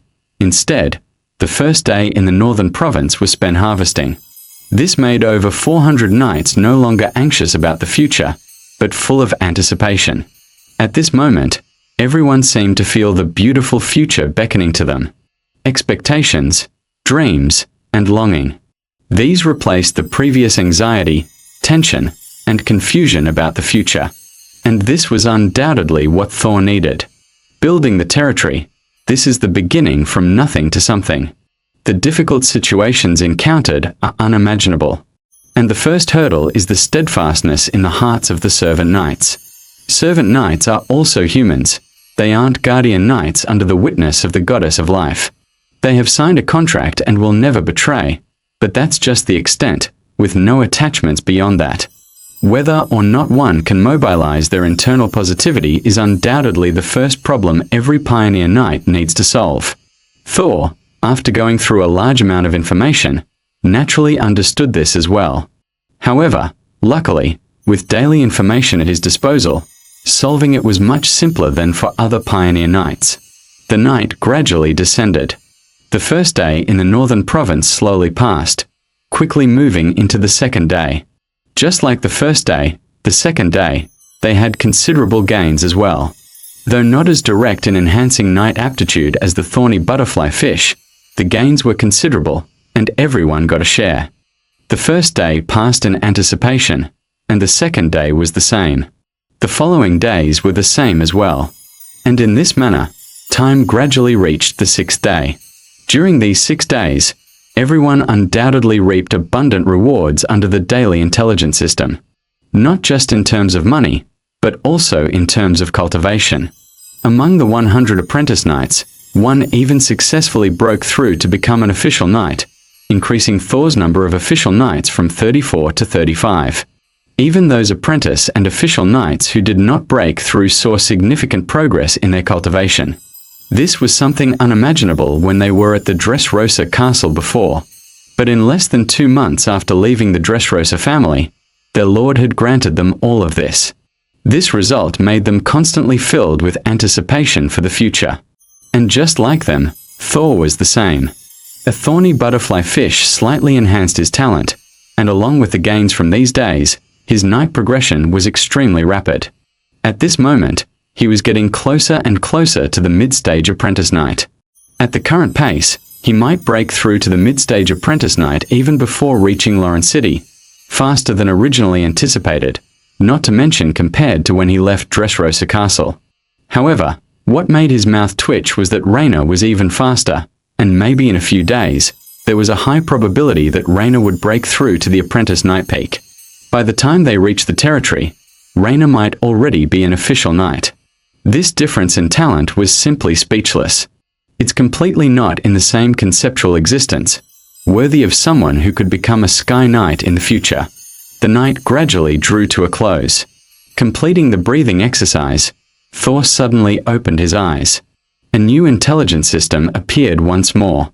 Ding! The intelligence system has been updated. Would you like to open it?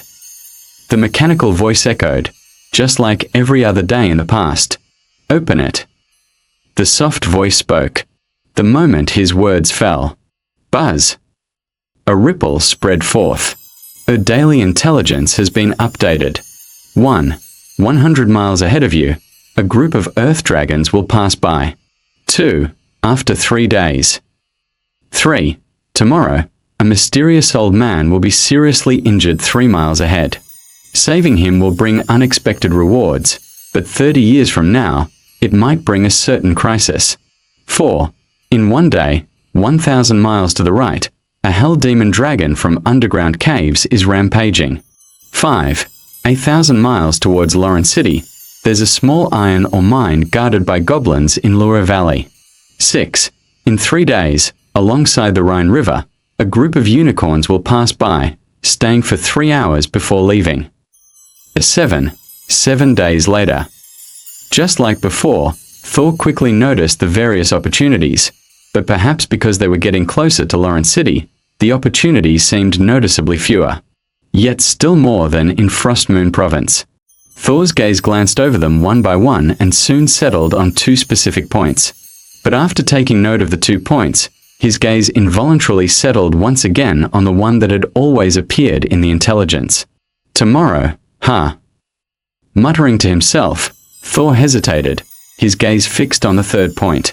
The severely injured old man will bring unexpected rewards, but 30 years from now, it might bring certain crises. But as the time was about to arrive, he couldn't help but hesitate. Mysterious, seriously injured, unexpected, disaster. Even using his toes to think, he knew the old man was very important. But the potential disaster made him unsure whether to save or not to save. If not saved, he might really miss a significant opportunity. If saved and a disaster truly hits, with his current small arms and legs, he might not be able to handle it. 2 thoughts turned in his mind. Thor glanced at Raina next to him, then at the 30 years ahead mark, pondered slightly, and finally made a decision. As the night gradually passed, the blood moon set, and a new day came with dawn. The group set off again. At this moment, compared to the original trajectory, some significant changes were apparent. Their target was the place of the mysterious old man in the intelligence. In the end, Thor decided to rescue this old man. The reason was simple. He owned the golden finger. If a real problem occurred, the golden finger would alert him.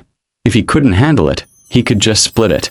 Moreover, it's unknown how far into the future this is. What might be a disaster for him now might not be a disaster for him in the future. In this regard, Thor was confident.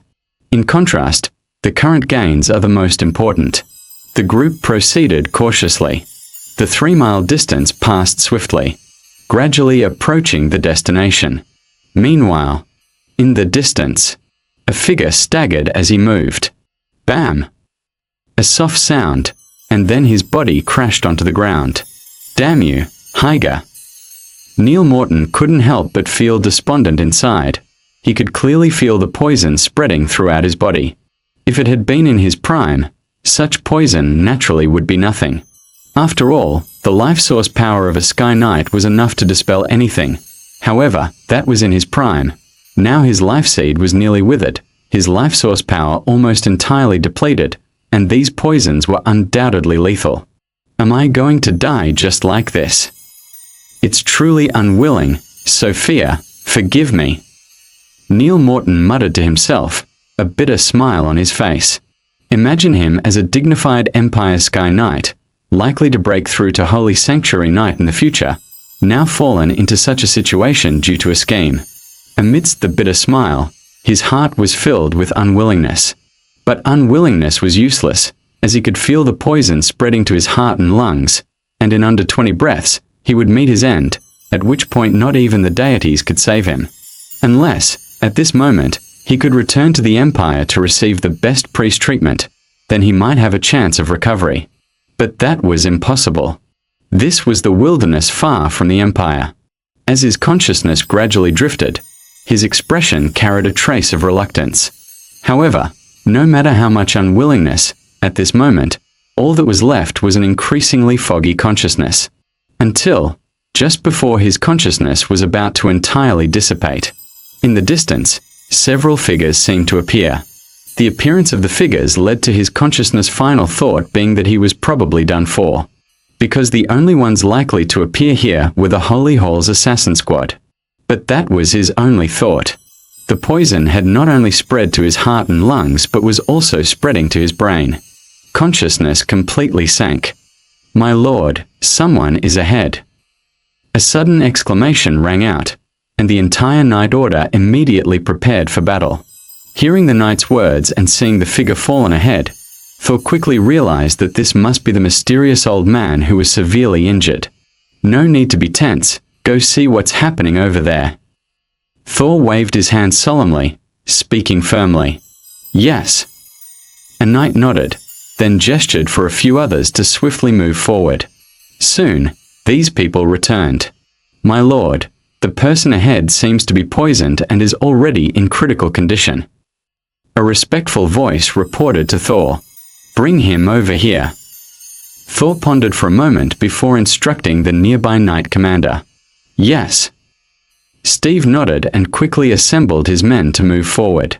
The old man was soon brought over by a group of knights. Thor finally got a clear look at this mysterious old man. The old man was dressed in dark armor, his hair was already grey, his face haggard, with a brown hue nearly covering his face completely. Seeing this, Thor furrowed his brow. Clearly, the poison had likely reached his heart. Whether he could be saved was truly uncertain. Thor was slightly puzzled but still looked toward Rayna. Reine. He spoke up. "My lord." Reine responded respectfully. "Place him in the carriage behind, and also give him that fruit I acquired a few days ago." Thor made his decision, even taking out a recently obtained item of great value. It was a divine wood fruit he had collected in the forest 3 days ago. Its worth wasn't quite as high as a life fruit, but it was on par with a star moon fruit. The only difference is that a star moon fruit generally comes from a tree with countless fruits, while a divine wood fruit only grows from trees over 1,000 years old with life-giving properties, each containing a large amount of life source power. It serves as the main ingredient for intermediate life potions and the auxiliary material for high-level life potions. In general, as long as one isn't missing limbs, a divine wood fruit can heal them. But the old man's condition was indeed not good, and Thor wasn't certain the divine wood fruit could save him. However, since he had decided to save the old man, Thor was willing to try. After all, a divine wood fruit was a loss he could bear, so he wasn't overly concerned. "Yes." Reine nodded. He had no hesitation and quickly went to make arrangements. Hope he doesn't die. Otherwise, it would be for nothing. Thor muttered to himself, and after taking another glance, he turned his gaze away. That was all he could do. As for using high-level life potions, he didn't have any, and even if he did, he wouldn't gamble on it. After all, it was unknown what kind of surprise the old man might bring, and even for Thor, the effects of a high-level potion were unimaginable. It was naturally impossible to use it casually. This was just an episode. The group set off again. They were nearing the administrative district of Lawrence City in the northern province. At their current pace, they would reach it in at most 10 days. Thor chose to increase their speed. He didn't waste more effort searching. As they got closer to Lawrence City, the findings around them became noticeably less attractive. It wasn't worth the effort anymore. In this situation, a journey that would have taken 10 days took only 7, and Lawrence City was already in sight. For 7 days, they pressed on. Fortunately, they were all at least preparatory nights, so they weren't fatigued. As for the decreased findings, nobody minded. Everyone knew that it was impossible to keep finding treasures continuously. Their previous discoveries had been enough of a pleasant surprise. For Thor, it wasn't a big deal either. The earlier events proved the significant role of the daily intelligence system in the northern province. And they hadn't even reached the pioneer land yet. The future spoils would only be greater. This wasn't the start, so there was no need to be concerned yet. The only thing that worried him was the mysterious old man. 7 days passed, and the old man's aura was still weak with no signs of awakening. If it weren't for the detectable fluctuation of life source power, Thor would have believed the old man was already gone. The toxins alone made his scalp tingle, making him suspect even an official knight wouldn't withstand them. No, it wasn't just suspicion, it was a certainty. Given the circumstances, the chances of recovery seemed ever so slim. If he didn't wake up, the investment and risk he took would be for nothing. Luckily, recent intelligence hadn't reported any dangers. Otherwise, he'd have considered leaving the old man behind. It seemed not worth it. However, since there wasn't any warning of danger and the old man was still alive, Thor contemplated a moment and decided to stay. After all, it's a tradition to save lives. On the 8th day, as they neared the appearance of Lauren City, Rayna's aura suddenly surged, and the next moment, green light spread around him. Waves of life source power radiated, and his energy rapidly rose. Breakthrough. Thor opened his eyes and looked at Rayna not far away, his mouth twitching involuntarily. He had just sensed the presence of mid-stage apprentice knight, estimating it would take him another day to break through, but now, Rayna had directly broken through to apprentice knight peak. If it was a guess before, he was now sure Rayna would reach official knight before reaching the territory. An official knight, that's an official knight. With his current training speed, it would take him 10 years, if at all possible. This was after enhancing his talent. Before that, it would likely take decades. Shaking his head, Thor couldn't help but sigh. The entire Knight Order was also alarmed. Even Steve, the Knight Commander, was shocked to look at Rayna. Throughout their journey, Steve had already witnessed Rayna's talent, but each breakthrough from Rayna still deeply shocked him. He knew Rayna had been practicing the Knight's cultivation method for less than 3 months to reach this point. Thinking about himself, in 3 months, he had just grasped the proper Knight's breath, not to mention reaching Apprentice Knight peak. He hadn't even seen the threshold of an Apprentice Knight. The Northern Province was established 20 years ago. After these 2 decades, the entire Northern Province still remains a wilderness, except for Lauren City, the administrative center of the province, which bears traces of civilization. However, they are only traces. Compared to the Frostmoon Province, where nobility governs each region, Lauren City still appears chaotic, savage, and dirty. Yes, dirty. The roads are piled with excrement. A constant foul odor pervades the air. If the Frostmoon Province showcases the bright side of a kingdom, then Lauren City undoubtedly displays its last dwindling, deteriorating side. Dirty water flows everywhere, and the free people on the streets, as malnourished as the peasant slaves of Frostmoon Province, struggle to survive. Here, even as free people, life is extremely difficult. There's no way around it. As the kingdom's newest province, the Northern Province lacks the protection of the kingdom's laws, and the local lords are the absolute rulers here. Oppression, exploitation, and chaos are the main themes of this place.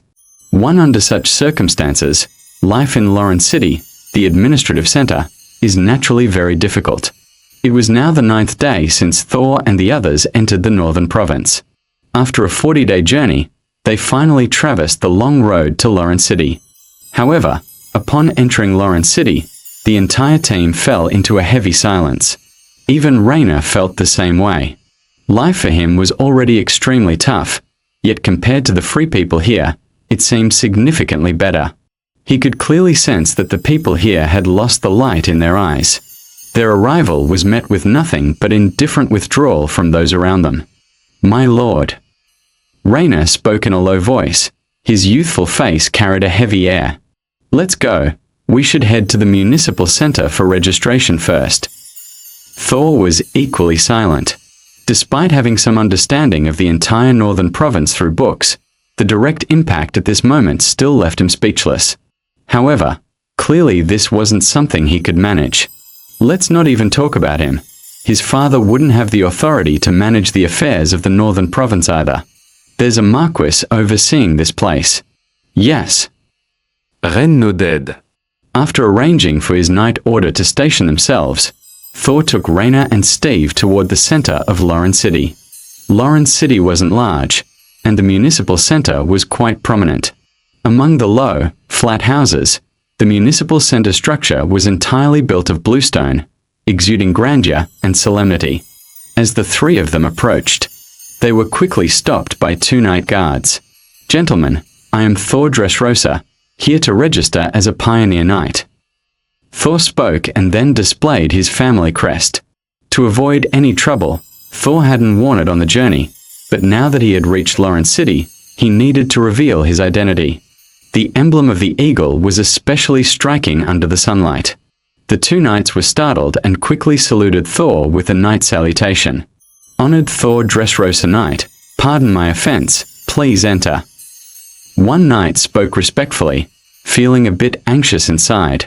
The name of the Dressrosa family was quite eminent in the entire kingdom, and he dared not offend them. "Thank you." Thor nodded. "You're too kind, my lord, this way please." The knight quickly responded, then led the three inside the municipal center. The entire municipal center was immensely large. Its area was almost as vast as Dressrosa Castle. Within the hall, figures moved back and forth. There were staff members, as well as many knights. As Thor approached, the family crest on his chest immediately drew many eyes. Some even stopped directly to pay a knight's salute to Thor. Though the Dressrosa family was merely of count rank, its name was as illustrious as some marquis families. Even a pioneer knight from the Dressrosa family deserved solemn respect. Thor returned the salutation one by one. He was then led by the knight to a window.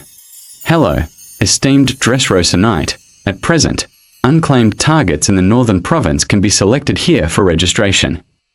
At the window, a blonde girl spoke cautiously, filled with humility. "Thank you." Thor nodded, then took over the map handed by the blonde girl. As a pioneer knight, it's certainly impossible to explore at will. The kingdom had established a complete set of rules. Everyone becoming a pioneer knight must register in Lauren City and choose their exploration target. Generally, this also becomes the core of their future domain. Only after fully developing the selected area can a pioneer knight's mission be considered complete. Thor was naturally quite familiar with this. Reaching out to accept the map, his gaze involuntarily focused on it. The map was extensive, much clearer than anticipated. The entire northern province was covered with green and red circles. Red circles represented areas already chosen, while green circles stood for unchosen areas. Presently, looking at it, the eastern and southern parts of the northern province were almost entirely occupied by red circles, leaving only the west and north with numerous circles. This was also understandable. Though there were only a few dozen granted noble titles in the northern province, this didn't reflect the number of pioneer knights. Even if pioneer knights had a high casualty rate, their numbers continued to grow with constant reinforcement. For the entire northern province, not to mention more, as far as Thor knew, the number of pioneer knights was likely not less than 1,000. There was no other choice. The northern province was exceedingly vast, nearly twice the size of the northern border in his past life. Such extensive territory could not be claimed by tens or hundreds of people. One, even 1,000 now have developed less than a tenth of it. But such matters had nothing to do with Thor. With streams of information flowing in his mind, and the intelligence gathered over the past few days weaving together, his eyes scanned across the green circles on the map. Unlike others who could only choose aimlessly, Thor was different. With an intelligence system, particularly organized in recent days, he had some reference directions. What needed to be done now was selection. As time moved on, the blonde girl waited patiently, not daring to urge. Not until Thor had scanned over all the red circles did he finally make a decision. "I'll choose the main river valley here." Thor spoke softly, then handed the map back to the blonde girl. "Yes, esteemed Thor Dressrosa Knight, I will process this for you immediately." The blonde girl nodded quickly, and promptly began to take action. Thor Dressrosa Knight. Your registration is complete. For the next 20 years, as long as you are here, the main river valley shall permanently belong to you as your territory. After 20 years, the kingdom will evaluate your territory. If it meets the criteria, the kingdom will bestow upon you a title. Of course, you can apply earlier if the conditions are met. The blonde girl respectfully handed over a piece of sheepskin scroll. As the original territory chosen by the Pioneer Knight, naturally there are no cumbersome processes. This sheepskin scroll is the contract. Thank you. Thor expressed his gratitude and then took the sheepskin scroll. The main river valley is the result of his constant selection through daily intelligence. On one hand, the main river valley is vast enough. Although there are 3 noble lords to the left and over a dozen pioneer lords, the area extending northward is extremely spacious. Under the impact of the main river, it forms an exceptionally large bay, where the terrain is flat, the soil quality is good, making it very suitable for large-scale farming. The only problem is the potential for flooding, but for Thor, the transmigrator, this is not really an issue. Of course, the more important reason for choosing this location is the daily intelligence that reveals not only the presence of star moonfruit, but also an extremely rich iron ore deposit in the Eastern Goblin tribe. Needless to say, both the star moonfruit and the iron ore are enough to tempt a count, let alone him. Given all these conditions, his choice was obvious. You've overstated. 1. We look forward to your return. The blonde girl quickly responded. Thor nodded with a smile. Then, with Raina and Steve, he left the municipal center. Along the way, knights once again greeted Thor with salutes. Thor responded to each salute in turn. After leaving the municipal center, their figures soon arrived at the Knight Order's encampment. Master! Master! Upon his return, the knights swiftly paid their respects. Thor waved his hand. Then, he entered the camp. The Knight Order began preparing meals. Enjoying the first meal in Lauren City, Thor immediately fell into contemplation. The Pioneer Knight registration was completed, and at this moment he could be considered a true Pioneer Knight, recognized by the kingdom's laws. In the next 20 years, he would enjoy certain noble rights.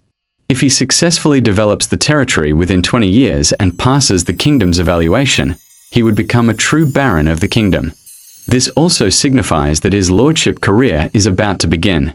How to develop the territory is something he needs to consider for a long time. To this end, he had already made considerable preparations in Dressrosa Castle. However, actually reaching this moment, he still decided to organize everything properly. He also planned to stay in Lauren City for a day to see if the daily intelligence system could bring him more surprises. The night gradually descended. In Lauren City, naturally, there was no established residence for them. However, with enough gold coins, arrangements could still be made. Especially since Thor is a descendant of the Dressrosa family, it became even simpler. Yet the environment couldn't compare to Dressrosa Castle, but it was still a significant improvement over the wild. Time slowly passed. Soon it was midnight. With a trace of expectation, the daily intelligence system refreshed once more. Buzz. Daily intelligence updated. 1. 850 miles ahead, a group of Earth dragons will pass by. 2. In 3 days. 3. Tomorrow. 4. In 1 day, 1,000 miles to the right, a sky spirit dragon has left its nest. After leaving, it couldn't return, holding treasures and one of its descendants. 2. 5. 1,000 miles from Lauren City, on the west side of the main river valley, a large iron ore deposit is guarded by goblins. 1. 6. Tomorrow, a group of unicorns will pass by the Rhine River and stop for 3 hours before leaving. 7. 2 days later, in Lauren City Slave Market, a batch of slaves will be sold, with the third batch on the left side being a half-elf maiden with rare mage talents, and the talent is extremely high. 3. As words appeared, Thor scanned each item until he reached the 7th entry, where his eyes couldn't help but lit up. There was a hint of delight in his expression. It's not the half-elf. For some nobles, elf maidens or half-elf maidens might be enough to make their adrenaline soar, but not Thor. Or more accurately, he cares more about the strength and enhancement of his territory. Otherwise, he wouldn't have chosen to be a pioneer knight. What delighted him was that this half-elf maiden possessed an extremely rare mage talent, and the talent was exceedingly high. In the kingdom, or on this earthly continent, knights are mainstream, but that doesn't mean there is only one path of practice. Witches and mags are also parts of practice. They are also extraordinary powers. However, compared to knights, mags and witches are extremely rare. Particularly in the kingdom, mags are so scarce they seem invisible. Yet each mage is of significant importance to nobles and the entire kingdom. Because whether it's magic potion or life potion, only mags can prepare them. In such circumstances, mags naturally become extremely valuable. Thor never expected to encounter a person with such high mage talent in Lauren City. Delight. This moment was truly delightful. As long as he can claim and recruit the half-elf maiden, his future development will be unimaginable. Mage, that is the mage. If a mage could be born within his territory. Just the thought of such a result made Thor's expression excited. 2 days, huh? He murmured softly and then made a decision. After all, it was only 2 days. He might as well be a little late in going to his territory. No need to rush. Having made his decision, Thor began to wait in Lauren City. 2 days quickly passed. Thor also enjoyed experiencing life in Lauren City. To be honest, the gap between Lauren City and Frost Moon Province was stark. This wasn't just the demeanor of the free people, but their living conditions. It was evident that the resources in Lauren City weren't too abundant. After 20 years of development, it's clear that the Marquis might not have been too attentive. But that's normal. A Marquis, placed in this location, might not be too attentive. To the right of the municipal center, there is a slightly smaller building. Compared to the grandeur of the municipal center, this building is undoubtedly much more modest, yet it has even more foot traffic. A large number of knights fill the area, many of whom wear the emblems of the nobility. Even Thor, a member of the Dressrosa family, does not seem all that conspicuous here. Of course, this does not mean he is unnoticed. As Thor and his 2 companions entered, a servant soon came to greet them. "Welcome, honorable knight. Is there anything you need?" The servant spoke in a respectful tone, not daring to show the slightest negligence. "I heard that you have all kinds of slaves here. I need to buy a batch of peasant slaves." Thor's gentle voice spoke, not in a hurry to find that half-elf maiden, but brought up another matter. That is purchasing peasant slaves. The construction of the territory requires more than just knights. Knights only ensure personal safety and provide enough military force for expansion. A large number of peasant slaves are also needed. Construction, of course, requires construction, and it's impossible without peasant slaves. Of course. We are the largest slave market in the entire northern province, and the peasant slaves we have are definitely the strongest and can absolutely meet your needs. Please follow me. The servant said with a smile and then led Thor forward. Thor nodded and then proceeded with Raina and Steve. Soon, under the servant's guidance, the 3 arrived at the basement. Magic crystals lit up. Soon, figures bound by ropes caught his eye, each inside iron cages. Each figure was small, sallow, emaciated, and listless, with faces full of numbness, clearly not at all as robust as the servant claimed. However, Thor didn't mind too much. The words of slave traders are just to be listened to. The free people of Lauren City look like that, so how good could the slaves be? As long as they're just about right, it will do. Honored sir, the peasant slaves here go for 10 silver coins each, while those over there are 1 silver coin each. How many do you need? The servant spoke again with undiminished respect, also making a gesture to the side. Hearing the servant's words, Thor sighed. Even though he had anticipated this, he was still a bit shocked by the price. In the Frostmoon province, a peasant slave is only about 1 silver coin. Here, the price is 10 times that amount. Though some are priced the same. Just that when he saw the 1 silver coin peasant slaves, Thor couldn't help but wince. If the slaves here barely resemble humans, those on the other side were completely unpresentable. They were not only skin and bones, but many were also missing limbs. Thor shook his head. These will do. I need 500 people. Thor murmured slightly and then stated his requirement. Owning over 400 knights, theoretically even with thousands of peasant slaves, he could manage them. Yet, he must consider his gold coins and the undeveloped state of his territory. No need to elaborate on the gold coins. Though his father supported him considerably, and he had gained much along the way, he only had over 10,000 gold coins. While it's a lot, for territorial development, it's not that much, still needing to consider future development. It's impossible to spend a large amount just buying peasant slaves. As for the territory, it's not worth mentioning. Currently, the land is still desolate. With large numbers entering, survival would be a problem. These are all considerations. But even so, such a large transaction still excited the servant instantly. Honored sir, I'll handle it for you immediately. 500 peasant slaves, totaling 5,000 silver coins, that's 50 gold coins in all. 3. The servant was increasingly respectful. 50 gold coins is already a large transaction. His position might be boosted by it, and that naturally delighted him. Right, besides these peasant slaves, do you have any other types of slaves? Seemingly realizing something, Thor asked, sounding casual. Other slaves? The servant was slightly confused but quickly understood what was going on, his eyes lighting up. Of course, just today, we have a new batch of top-quality female slaves. Would you like to take a look? The servant spoke with a smile. Female slaves. Let's see. Thor pretended to contemplate, then nodded in agreement. Please wait. The servant quickly assured and hurriedly left. Thor began to wait in anticipation. Moments later. The servant returned.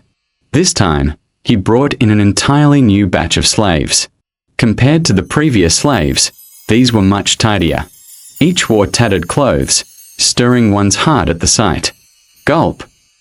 Behind Thor, Raina couldn't help but swallow. Thor glanced over without much interest, as he had witnessed much in his past life. 3 these female slaves were just his target wasn't among them. Bring another batch. Thor's calm voice spoke. Yes. The servant nodded at once, swiftly calling for replacements. Soon, a new batch was brought in. Honored sir, this batch is the finest, some even chosen from within the kingdom, and their prices are very reasonable. The servant spoke respectfully. Next batch. Thor gave a cursory glance, shook his head, and spoke again. The servant had no choice but to call for another replacement. After waiting for quite some time, a new batch finally arrived. Compared to the first and second batches with 40 to 50 individuals, the third batch consisted of only about 20. Thor's gaze swept through, soon settling on the third girl on the right. It was a girl dressed in grey clothing, her appearance exceedingly ordinary, not standing out in the crowd. Seeing Thor's gaze, the girl, like the other female slaves, instinctively lowered her head. Honored sir, this is the last batch. If you're not satisfied, a new batch of Beastman female slaves will arrive in 7 days. The servant spoke softly, with a hint of anxiety. Female slaves are undoubtedly priced higher than male slaves. However, after 2 unsuccessful batches, his hope waned. This one, then. And this one.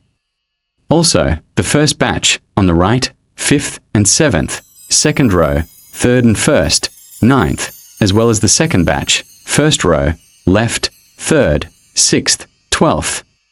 How many in total? Amidst his apprehension, Thor suddenly spoke. Currency system. 10 iron coins equal 1 copper coin, 100 copper coins equal 1 silver coin, 100 silver coins equal 1 gold coin. Hello, esteemed sir. You have spent a total of 120 gold coins. Since your spending exceeds 100 gold coins, you will become a VIP of our Habs Commerce Association. Please accept this. Next time, you can enjoy a 10% discount by presenting it." One the attendant spoke up.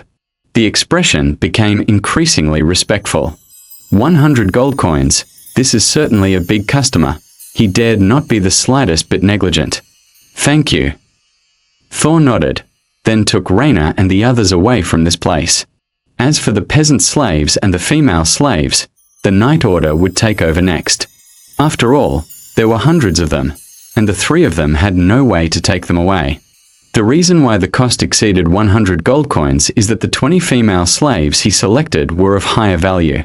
He picked the most beautiful ones from the three groups of female slaves. One among them, the most expensive one, valued as high as 5 gold coins.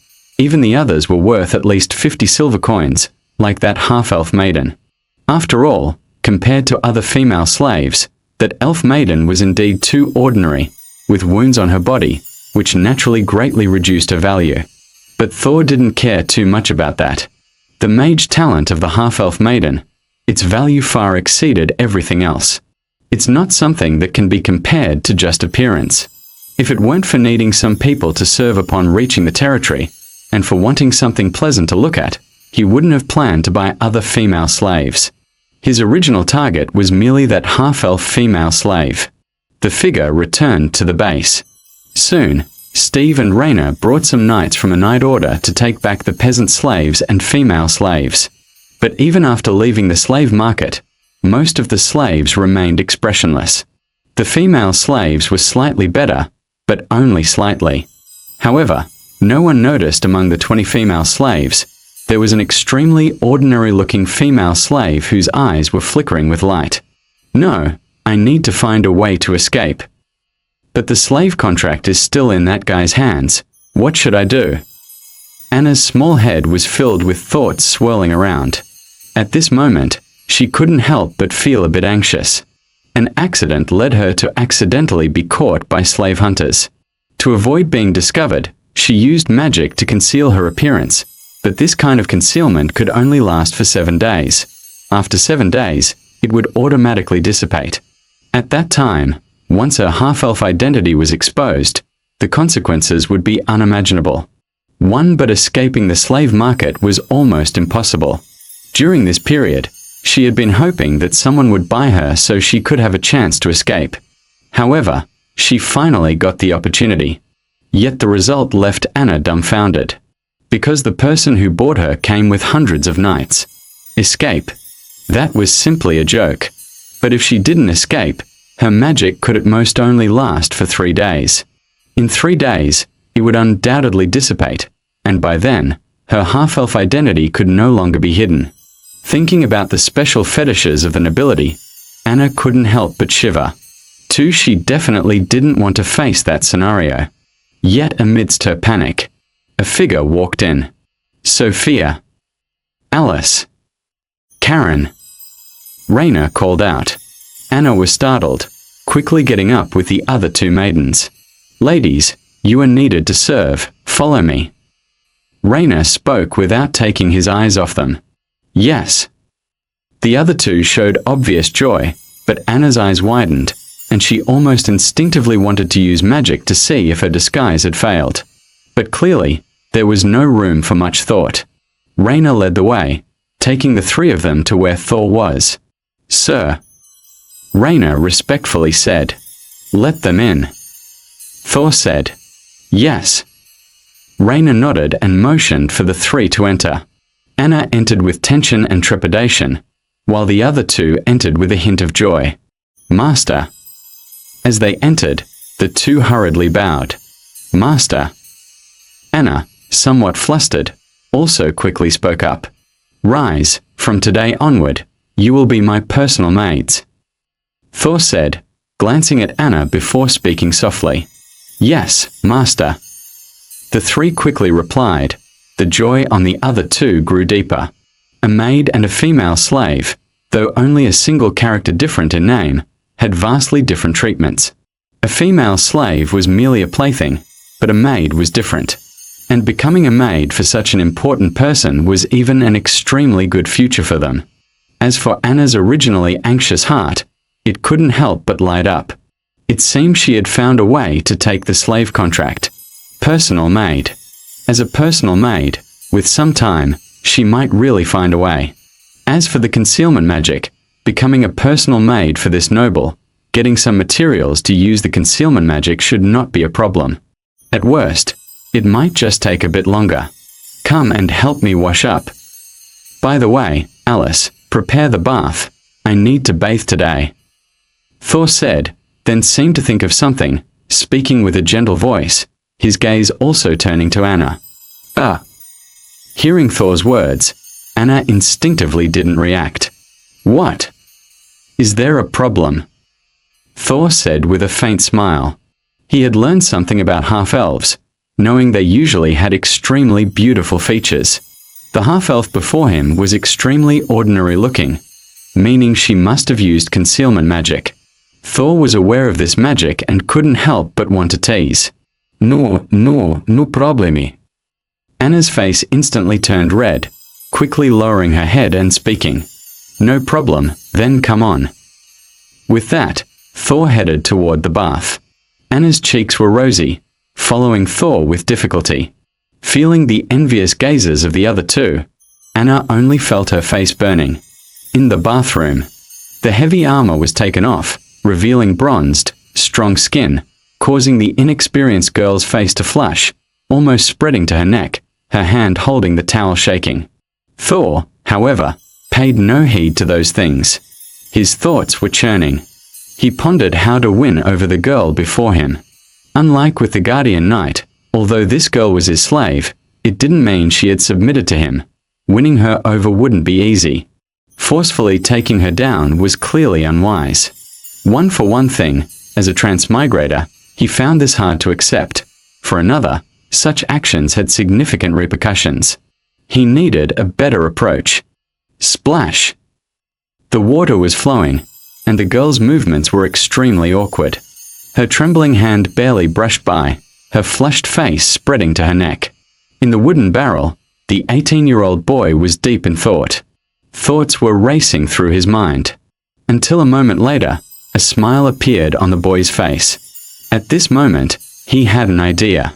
Joking, a modern person. To force oneself on a medieval girl would indeed be a joke. Won by now, his mind was filled with countless thoughts. Seeing the girl was already at her limit, Thor chuckled softly. All right. You can leave now. Thor spoke up. The sudden words startled the girl, and she instinctively responded. Splash! As the water flowed, Thor suddenly stood up. The girl yelped and immediately ran out. Sophia, Karen, you can come in now. He called out, and the other two maids quickly entered. Under their service, Thor dressed before walking out. But seeing Thor emerge at this moment, Anna couldn't help but blush, her gaze avoiding him. Thor smiled and didn't pay it any mind. Instead, he went straight to the study. As expected, he was preparing to head to his domain the next day. Today needed careful planning. At the same time, he wanted to see if the early morning intel could provide more updated information. The night gradually descended. In the study, Thor prepared for the next steps. While 3 maids attended to him nearby, Anna occasionally glanced at Thor from the corner of her eye.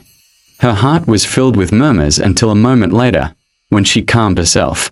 But her cheeks couldn't help but flush again, her mind involuntarily recalling the earlier scene, the strong body, the bronzed skin, and the overwhelming masculine aura. As she thought, the fading flush on her face reignited. For Anna, you can't be like this.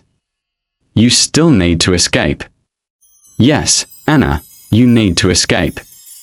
She encouraged herself internally.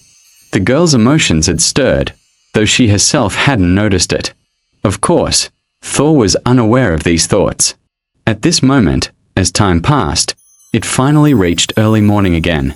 The daily intel system refreshed as expected. Buzz! A ripple spread, and next, lines of text appeared before his eyes. His gaze swept through them. After reading all the content, Thor finally returned to his room and fell into a deep sleep. The night gradually passed. a new day arrived. Early in the morning, Thor instructed Steve to purchase supplies. The construction of the domain required more than just people. Seeds, tools, food, and various items were needed. However, clearly, in the entire northern province, both the price of slaves and other materials were generally much higher. The difference was exceedingly large. The slave prices were almost 10 times different, and the materials prices reached over 3 times more. Truth be told, if not for the kingdom's laws prohibiting it, Thor would have considered returning to the Frost Moon province to buy and then bring them over. Too unfortunately, it was just a thought. Even Count Engel Dressrosa didn't choose to do so, indicating it was nearly impossible. Faced with such prices, he could only accept them grudgingly. As dusk gradually descended, the group set off in grand fashion. Their destination was the main river valley. At this moment, the scene was undoubtedly expanded compared to their arrival in Lauren City. The addition of 500 peasant slaves brought the number of people and horses close to 1,000. Along with a large amount of accompanying supplies, the entire convoy stretched for over a kilometer. It was indeed a sight to behold. However, with hundreds of fully armed knights, no one dared to entertain any thoughts. The journey was extremely peaceful. Even when encountering some fierce beasts, they quickly retreated upon sensing the group's presence. The only pig beast that charged up was quickly dealt with by the Night Order. In this way, after traveling for about 10 days, they finally reached their destination. The main river valley faced the extreme northern part of the northern province. Compared to the northern chill, due to the impact of the main river, the climate here appeared extremely suitable. The continuous impact of the main river made the soil here fertile, covered with abundant water plants. The morning sun shone down, and a gentle breeze caressed everyone's cheeks, providing an extremely comfortable feeling. When everyone arrived, seeing the vast expanse of plain, Thor couldn't help but reveal a satisfied expression. Such a large plain, if fully developed, could even support the needs of hundreds of thousands of people. It could be considered an excellent place. Initially, Thor was slightly nervous. After all, it was just a rough map. Who knew what to expect? Clearly, the choice was undoubtedly correct. "Steve!" Thor called out. "Sir!" Steve quickly stepped forward. "Gather all the peasant slaves together." Thor spoke, his determination firming. "Yes." Steve nodded and promptly proceeded to handle it. "Let's go. Raina, let's walk around here." After instructing Steve, Thor called upon Raina, and they began exploring the main river valley. "Yes." Raina nodded quickly, and at this moment, his aura had already reached that of an official knight, just as he had originally expected. Just yesterday, the day before reaching the main river valley, Raina officially broke through to become an official knight. His talent was remarkably high, leaving people in awe. However, Thor had become accustomed to this. After all, the stronger Raina became, the greater the benefits for him. Sunlight poured down as the two walked through the valley. After almost an hour, Thor thoroughly surveyed the entire river valley. The situation was better than he had imagined. At this moment, he didn't even need to immediately build water infrastructure, because the areas that might be affected by the river impact were only near the main river, with vast plains outside unaffected by the water, sufficient for his initial development. Moreover, the soil appeared black-brown, obviously fertile. It could be expected that even with initial cultivation, they would have a substantial harvest next year. "Sir, the peasant slaves have been gathered." Soon, as he pondered, Steve approached, speaking respectfully. "All right, have them start by fencing this area." Thor nodded, gesturing to the surrounding region. "Yes." Steve quickly nodded. Under Thor's command, the peasant slaves began to move swiftly. In the midst of the slaves' activities, Thor also gathered the Night Order. With over 400 members, the Night Order was quite a workforce, which Thor would not waste. For other nobles, the Night Order was merely a force to wield, but for Thor, a group wielding extraordinary power would be a waste if not used in construction. After all, The construction speed of 400 knights with extraordinary power was unmatched even by tens of thousands of slaves. As for how to mobilize them, Thor already had an idea. The Knight Order gathered. When Thor's plans were relayed, everyone couldn't help but be astounded. Even Steve was no exception. Master, are you serious? Steve's voice trembled with disbelief. He couldn't believe what he was hearing. The Lord had just said that he would teach him the fierce eagle breathing technique, and even give other official knights a chance to train. At that moment, Steve wondered if he was hearing things. In this world, as knights represented extraordinary power, the knight's breathing technique was undoubtedly the key to the extraordinary path. The quality of this key varied, and although the fierce eagle breathing technique wasn't as good as the eagle breathing technique, it was still a top-notch technique. While it didn't guarantee becoming a Sky Knight, there was a high probability of breakthroughs to becoming an Earth Knight. That was an Earth Knight. Below the Sky Knight, the kingdom's most prestigious level. At this moment, Steve felt his lips extremely dry. Of course it's true. Steve, as I have already spread my wings, those following me need to have a broader future. Knight, great knight. No, that's still not enough. I hope all of you can become beings that gallop across the earth and soar across the sky. How about it? Shall we pursue a more expansive future together? Thor spoke warmly, with an extremely serious expression. This was not a joke.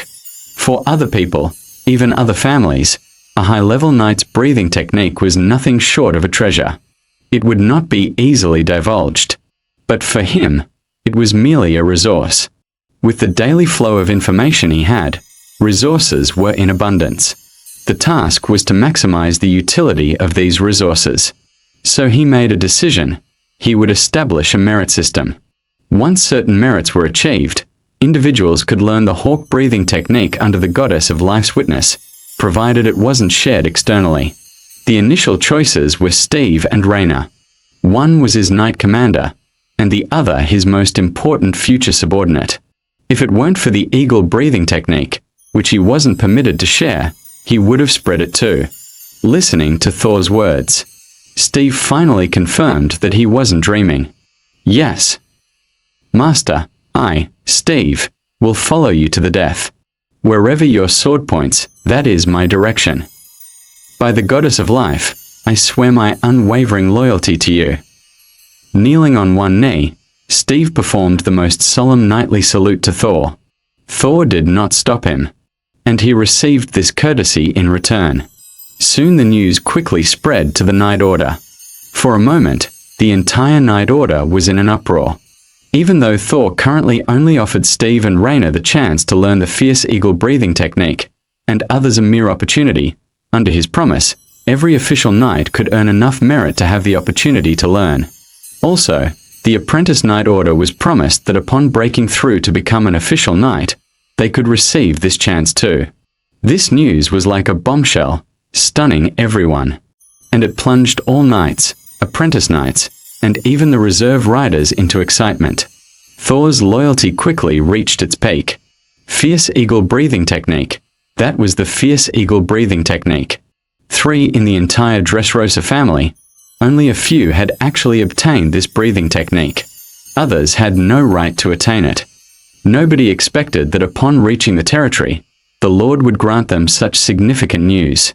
Even if it was just an opportunity, it was enough to make knights excited and fanatical. Even when Thor quickly issued a series of orders for building the territory, not a single knight complained. Everyone joined enthusiastically in the construction. With 400 knights joining, especially 36 official knights, the construction of the territory undoubtedly accelerated exponentially. Every apprentice knight was no less than a piece of heavy machinery, not to mention the official knights. Their construction efforts were incomparable to ordinary people. In less than 3 days, the entire camp started to take shape. Several wooden houses were already erected. Meanwhile, the slaves had encircled the whole camp. At the core, a castle's foundation had already been laid. At the current pace, the castle could be completed within half a month, and the surrounding buildings could also be finished. 3. This was the result of having knights involved. If the slaves were tasked with the construction, it might take half a year to reach the current state. After half a year, there would be no time to plant crops this year. In fact, most pioneer knights in the first year, or even the second, hardly produce anything and have to rely on supplies from Lauren City. Because of this, the prices in Lauren City have always been high. Consumption far outweighed output. Massive amounts of supplies had to be transported from other kingdom provinces, naturally raising the cost. But that's for others. For Thor, before leaving Dressrosa Castle, he had made all plans. This year, he didn't intend to be like other pioneer knights, not planting anything. His month-long preparation wasn't just about reading a lot of books. It was also about sorting through some memories from his past life. In his plans, a harvest was possible this year. Next, everything would proceed according to his plan. Dusk gradually fell. Another day was about to pass. Tomorrow would be the 4th day.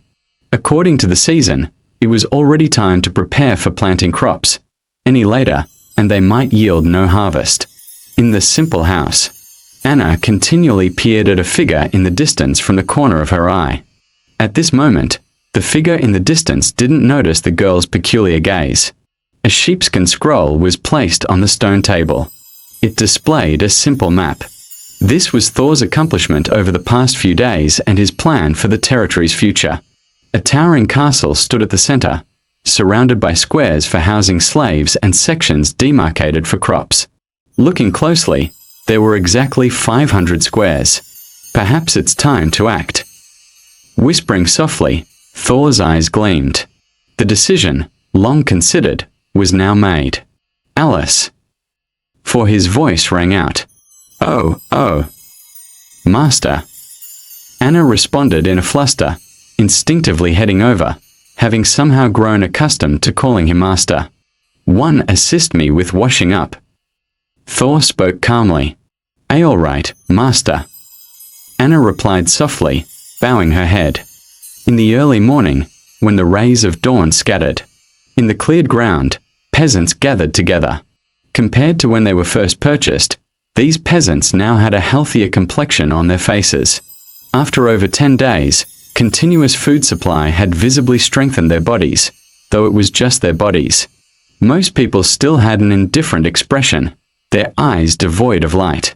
The moment they became peasants, they had actually lost everything, and naturally couldn't speak of any hope, nor see any future.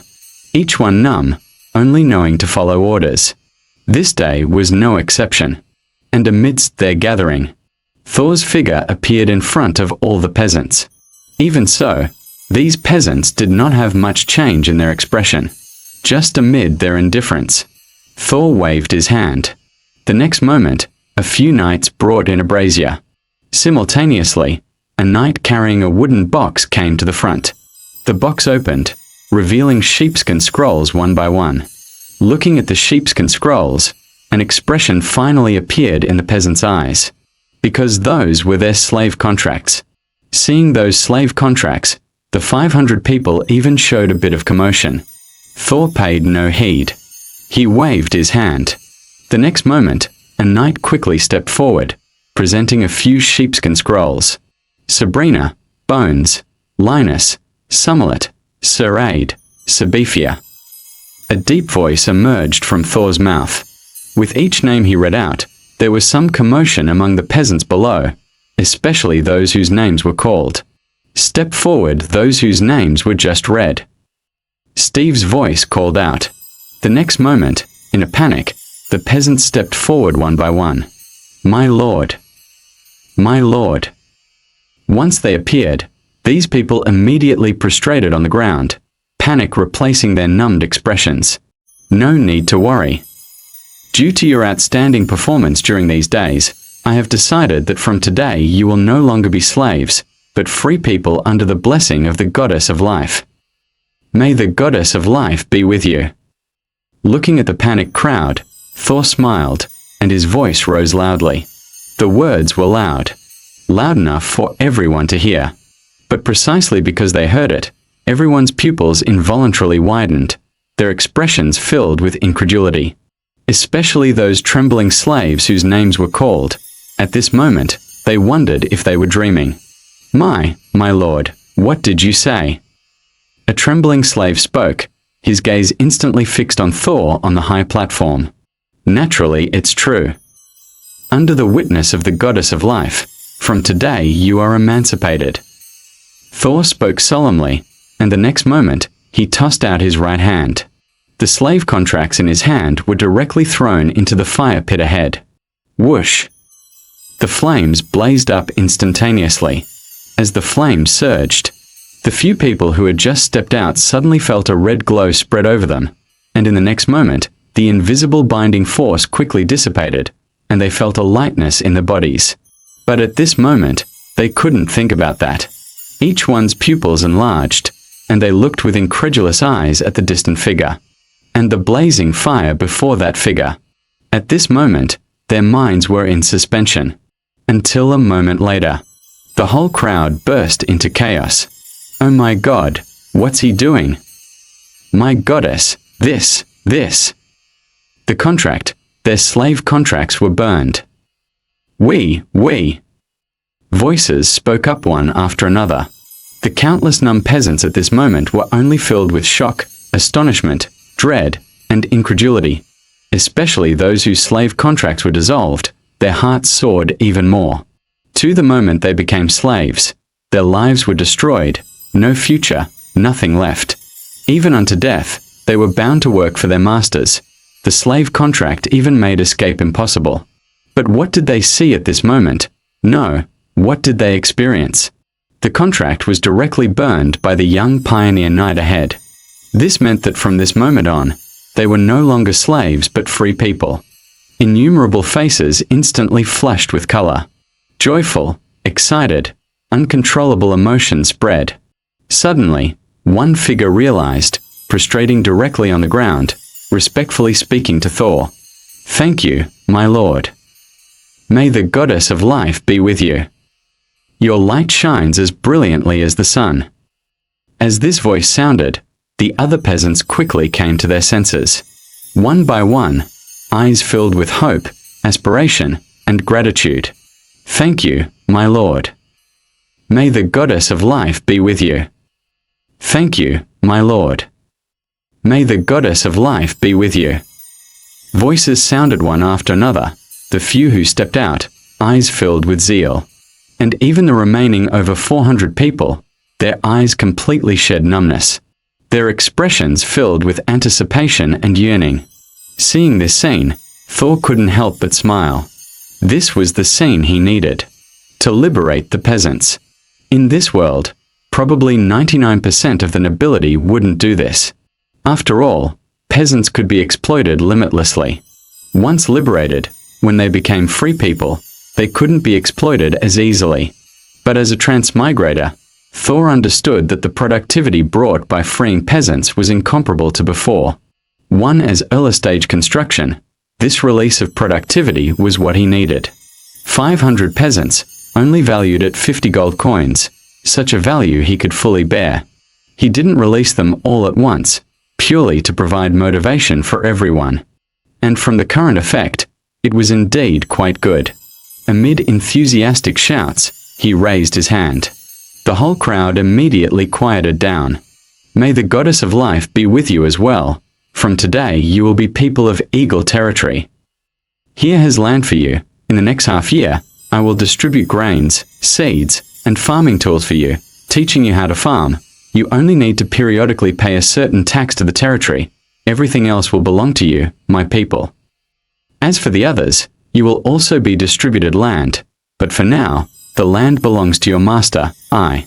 But I also promise that if you can perform outstandingly in this year's farming, each of you has the hope, the possibility to become free people of Eagle Ridge, owning your own land. I await the day when you all become my subjects." Thor spoke, and then he waved his hand. A few knights quickly stepped forward, distributing plaques one by one. Each plaque featured a number. These numbers corresponded to each land parcel.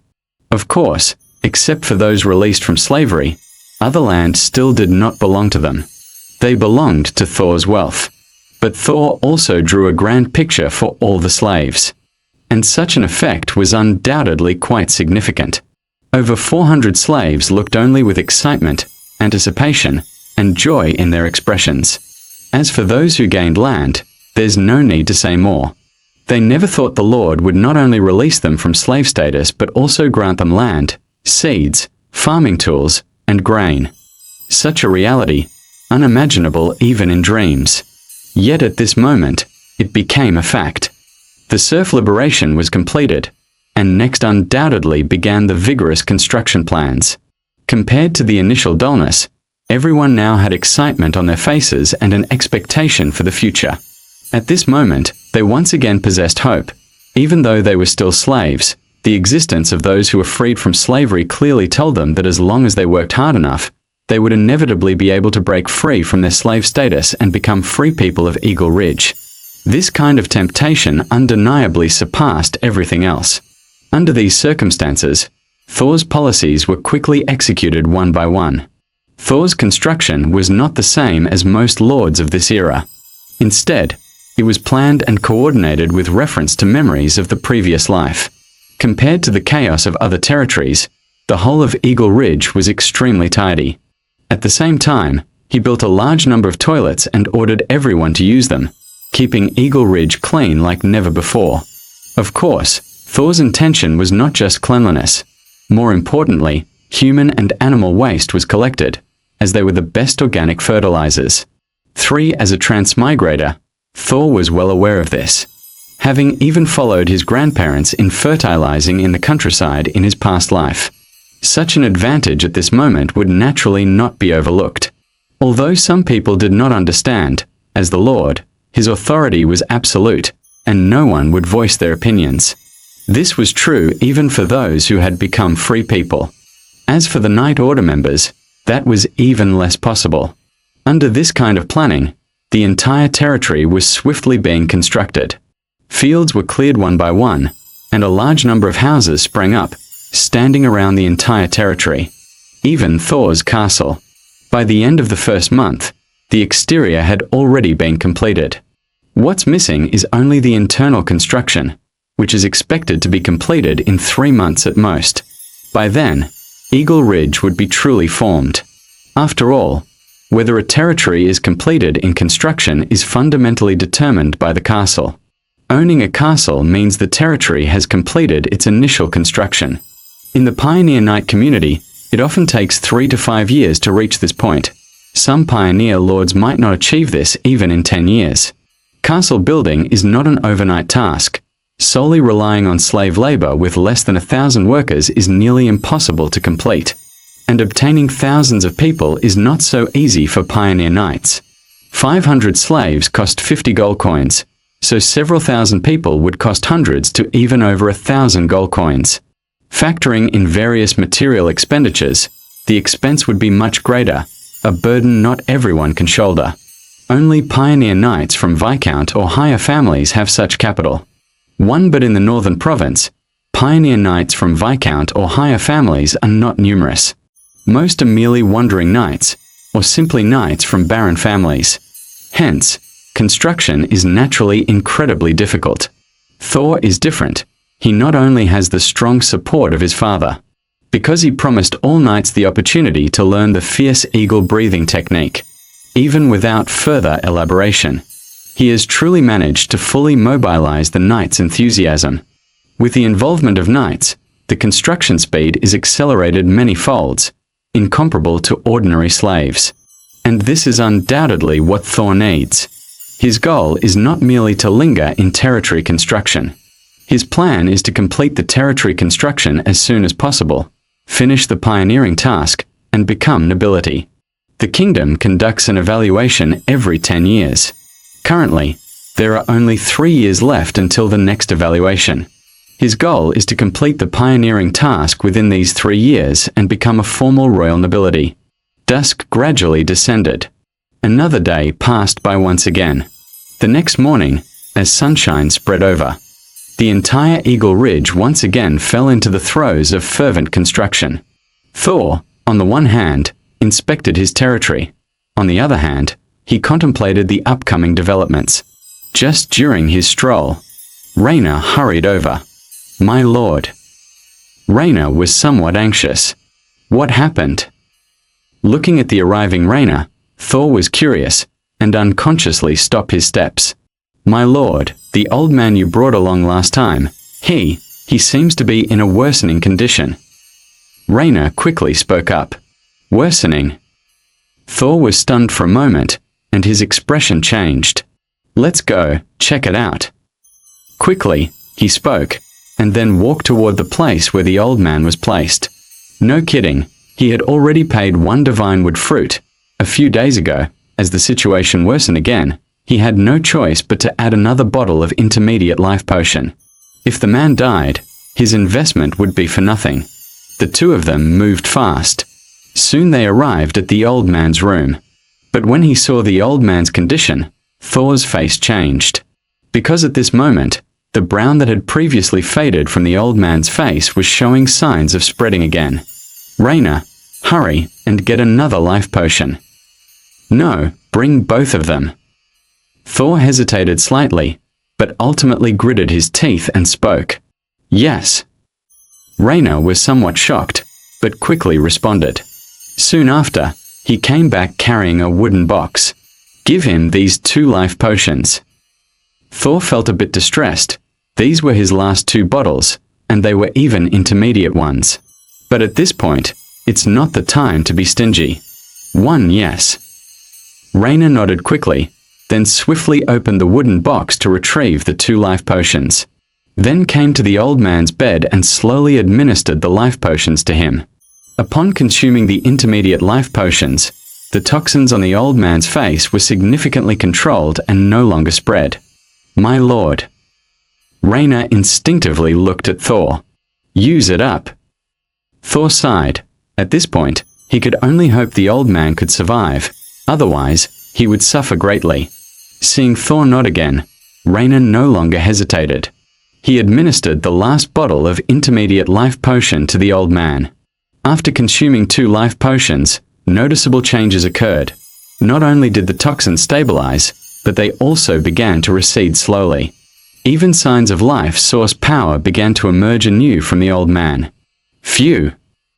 Witnessing this scene, Thor couldn't help but exhale in relief. These were 3 bottles of life potions. He originally planned to use 1 to break through to become a knight himself and save the remaining 2 for cultivating his subordinates. Now, he had used them all. If they still didn't cure the old man, he'd suffer a huge loss. Take good care of him. If anything happens, contact me immediately. Thor instructed before standing up. Yes. Rayna nodded quickly. The previous part was adjusted. 3 intermediate life potions were kept instead of being distributed. Taking the 2 bottles of mid-level life potion made Thor somewhat anxious. In the following days, he paid more attention to the old man's condition. Fortunately, he breathed a sigh of relief as the old man's situation did not worsen. Instead, it clearly began to improve, and the fluctuations of life source power around him became more frequent. It was very clear that there was a high chance he wouldn't die. At this moment, Thor finally relaxed. Just as he had said before, it was no joke. He had invested quite a lot in the old man in front of him. If he really died, it would be a huge loss for him. This was not the outcome he hoped to see. Rayna, make sure someone takes good care of him. After thoroughly confirming the old man would be all right, Thor rose and instructed Rayna. Yes.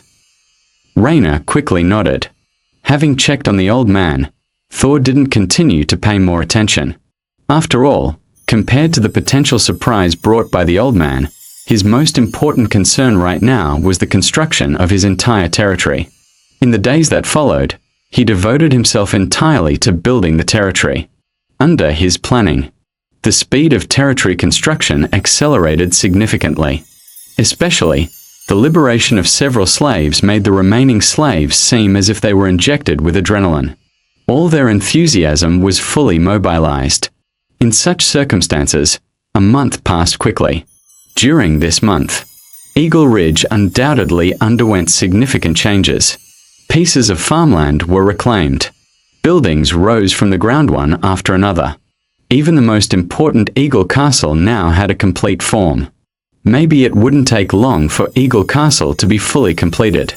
Of course, the more important thing was the wheat seedlings in the farmland. Even though the planting time was a bit late, Thor's knowledge from his previous life ensured the wheat seedlings in the farmland not only had no issues but grew even beyond the original expectations.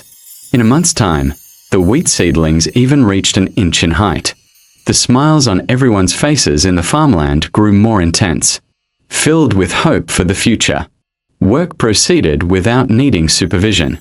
Early in the morning, many peasant slaves voluntarily went to the fields to labor. Lord, truly a divine being, pouring this manure indeed makes the wheat seedlings grow faster. Who's to say otherwise? Back in my hometown, wheat seedlings would take at least 2 months to grow this big. Now it's only been a month, yet they're already this large and extremely healthy. Yes, yes. The Lord is truly remarkable. Of course, the Lord is favored by the goddess of life. By the way, did you hear? What's happening? I tell you, I heard from a knight that the Lord will once again decide to free a batch of the best performers from slavery in 3 months. Really? Of course it's true. I've heard it too. This. The Lord is really too kind. May the goddess of life be with the Lord. May the goddess of life be with the Lord. On the land, in the midst of conversation, there was no longer the initial numbness and lifelessness. Everyone was full of hope for the future life. Especially after Thor also told all the slaves, in 3 months, he would liberate another batch of slaves. This undoubtedly excited everyone further. Growing anticipation for the life ahead. At present, significant changes had occurred throughout the entirety of Eagle territory compared to other Pioneer Knight territories. Indeed, these changes are still just beginning. The changes to follow can only be expected to become greater.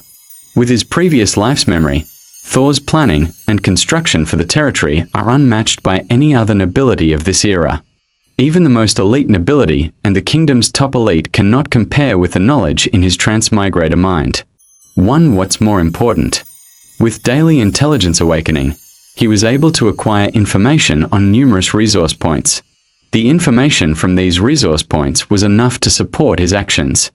The changes brought by these would undoubtedly become greater. The morning gradually passed. The early hours once again arrived on schedule. Ding! The intelligence system has been updated. Do you want to open it? The mechanical voice sounded as it did every day. Open it. The soft voice sounded, and Thor spoke softly as well. Buzz. Daily intelligence updated. 1. In your territory, 50 miles away, there is a group of timid goblins, and they hold a large iron mine. 2. 3 days later, upstream of the main river valley, a group of unicorns will pass. The unicorn leader has reached Tier 2 peak. 3. 3 miles to the left of Eagle Ridge, there is a groundhog habitat. 4. 100 miles to the right, yesterday a sky spirit dragon has left its lair, now occupied by earth dragons among which its collected treasures are present. 5. 1,000 miles from Lawrence City, in the Luoya Valley, there is a small iron mine guarded by goblins. 6. 3 days later. 7. 7 days later. Lines of text appear. Main River Valley, as the chosen territory range, undoubtedly possessed rich resources, and among the 10 options, most were resource points. There were even several heart-stirring presences. For instance, the large iron mine controlled by the timid goblins. Iron mines are highly valuable resources in this era, especially large iron mines, as they generally contain secret silver iron, a magical material sufficient to forge silver weapons. Often, even a count would be tempted by a large iron mine. Thor was no exception. If his territory could take that large iron mine, it would then have a stable economic pillar long-term.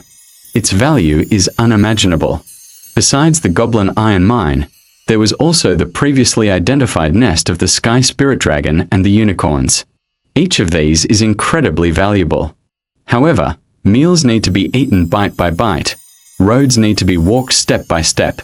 Most of these resource points cannot be acquired by him at this moment. Like the Sky Spirit Dragon's territory, there resides a group of Earth Dragons. Each adult Earth Dragon reaches Tier 3 level, and the Earth Dragon leader might even reach Tier 4. Even if his father came, he would still need to think twice. After all, that is Tier 3, even Tier 4 existence. And it's of the dragon race. Even with just a trace of dragon race blood, Earth Dragon strength is extraordinarily powerful, incomparable to common demon beasts. Usually only Sky Knights have the confidence to handle them. And not just any Sky Knight. It has to be a high-level Sky Knight to have a solution. Of course, there are those beyond his current reach, but there are also resource points he can access right now. Whether the 3rd, 5th, 7th, or 8th, they are all obtainable for him at present. He even has some possibility of securing the 1st and 2nd ones. Gazing over the 2nd and 1st ones, Thor's sight finally settled on the 1st. Compared to unicorns, the iron ore is undoubtedly more beneficial for the development of the territory. The only problem is the large goblin tribe, where typically there are thousands, possibly even several thousand goblins. With his current strength, taking down a large goblin tribe would still be somewhat difficult. However, it's only somewhat difficult. Compared to its enormous value, it's not a problem at all. After all, aside from being currency, the iron ore greatly aids in territory construction and farmland development. As mentioned earlier, it can even serve as a major economic pillar for Eagle Ridge in the future. This is extremely important. At present, Eagle Ridge still has insufficient income. Relying only on farming won't necessarily develop the territory. For the territory to have a better future, seeking out its industry is of utmost importance. This is the best choice. Even if it requires some sacrifice, it is best to acquire it as soon as possible. Night gradually deepened. Thor finally made up his mind. With the dawn's light falling, Thor got up and summoned Steve. "My lord." Steve spoke respectfully. "Gather some people to investigate the location 50 miles east of my territory. There seems to be a group of timid goblins there. I want to know exactly how many timid goblins there are." Thor issued the command. "Yes." Steve was slightly surprised, but swiftly nodded in agreement. Along the way, he had already witnessed his lord's amazing feats. This time, there would naturally be no objections. Seeing Steve off, Thor then began to wait. To seize the iron ore, he needs to be fully prepared. And this step naturally involves understanding the number of timid goblins. If there are only 1,000 timid goblins, nothing more needs to be said. The 400 members of the Night Order could overwhelm them. However, if there are thousands, then other methods must be considered. Hopefully, it's not too many. He whispered, his expression pensive. Meanwhile, Steve quickly led his men to investigate the area 50 miles east. This investigation took approximately 3 days. Until 3 days later, Steve hurriedly returned, along with an astonishing message, which was, the number of timid goblins in that eastern tribe was far more than he imagined. Even with a preliminary 3-day investigation, Steve could confirm that the number of timid goblins exceeded 3,000 or 4,000. In reality, it would only be more, perhaps reaching 5,000, or even 6,000 to 7,000. With such numbers, even Thor was taken aback upon hearing it. Goblins are the weakest beast men, almost the lowest in beastman tribes. And timid goblins are even the weakest among goblins. But it depends on the numbers. If the numbers reach several thousand, perhaps 6,000 to 7,000, even timid goblins would present considerable strength. With merely over 100 apprentice knights and fewer than 40 official knights, taking them down, although possible, would incur heavy losses. More importantly, with 400 people, attempting to capture thousands of timid goblins is basically dreaming. Once these timid goblins cannot be completely resolved, the large iron ore will inevitably suffer regular attacks, possibly even attracting other goblins and beast men. That would be the most deadly. Currently, Eagle Ridge has no means to handle other beast men. Inside the room, Thor's brows furrowed slightly. Steve waited silently by his side without interrupting. "Steve, do you have any solutions for dealing with these goblins without letting them escape? At least not letting them escape en masse?" After pondering for a moment, Thor's gaze turned to Steve, inquiring, "This?" Upon hearing Thor's words, Steve instinctively spoke, but paused halfway, his brows slightly furrowed, deep in thought. Moments later. Steve truly couldn't think of a solution. "I don't know, my lord." Steve shook his head. "All right, you can leave now. I'll think about it some more." Thor waved his hand, signaling Steve to leave, as he wasn't expecting him to come up with a solution. Steve had potential, but it was just potential. In other areas he was lacking. This was quite normal. For the initial construction of the territory, only strength was needed, so Count Engel Dressrosa chose knights with good potential for him. Talents in other areas are likely to be selected when he becomes a baron and returns to the family. "Yes." Steve nodded, slowly retreating. Once Steve left, Thor, deep in thought, also left the room, walking around the territory. The territory now resembled a small town. The roads were livelier. Faces were filled with vigor and hope. "My lord. My lord. Lord. Lord. Master. Master." Voices emerged as he walked through the territory. Various figures, whether knights, civilians, or peasant slaves, greeted him respectfully. Unlike when he first entered the territory, especially those peasant slaves, even their eyes were fervent. "Did you hear? The Lord will grant freedom to some peasant slaves in 3 months. I wonder if I'll be one of them." "I heard. I hope I'm included. Then I can become one of Eagle Ridge's free people." I don't know if I have a chance." Voices intertwined, and Thor's thoughtful expression couldn't help but break into a smile. Yet, as the smile spread, a flash of insight struck his mind. He then stopped in his tracks, because at this moment, he thought of a solution, a surefire plan. Thoughts flickered, his gaze turning to the working peasant slaves, and the smile inevitably bloomed again. How to acquire the iron ore? Thor had considered many methods. The simplest one was to return to the Dressrosa family and request help from his father. The value of a large iron ore deposit is significant enough that even a typical count would be tempted, and Thor believed his father would be very willing to secure the mining rights to such a deposit. However, this thought only flickered in his mind for an instant. It was quickly suppressed. This was not because he was reluctant. There were many reasons. For one, as a pioneer knight, he was not supposed to return to his family before becoming a baron, and the family would not provide further support. While Count Engel Dressrosa would indeed offer support for a large iron ore deposit, it would unquestionably diminish his father's assessment of him. On the other hand, it was merely a large iron ore deposit. It wasn't something he couldn't handle. The only issue was how to deal with those thousands of goblins. If he had to seek his father's help for such a minor problem, how would he manage the subsequent development of his territory? Relying on the family every time an issue arises, what kind of leader would that make him? Count Engel Dressrosa had already given him a lot, and this time, he wanted to resolve it through his own abilities.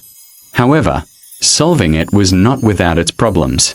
As mentioned before, figuring out how to capture or eliminate most, if not all, of the thousands of goblins was a significant challenge. Cowardly goblins typically have a very timid nature. His knight order of over 400 members could surely defeat thousands of cowardly goblins, but it was evidently impossible to capture all of them, and even capturing most of them was unlikely.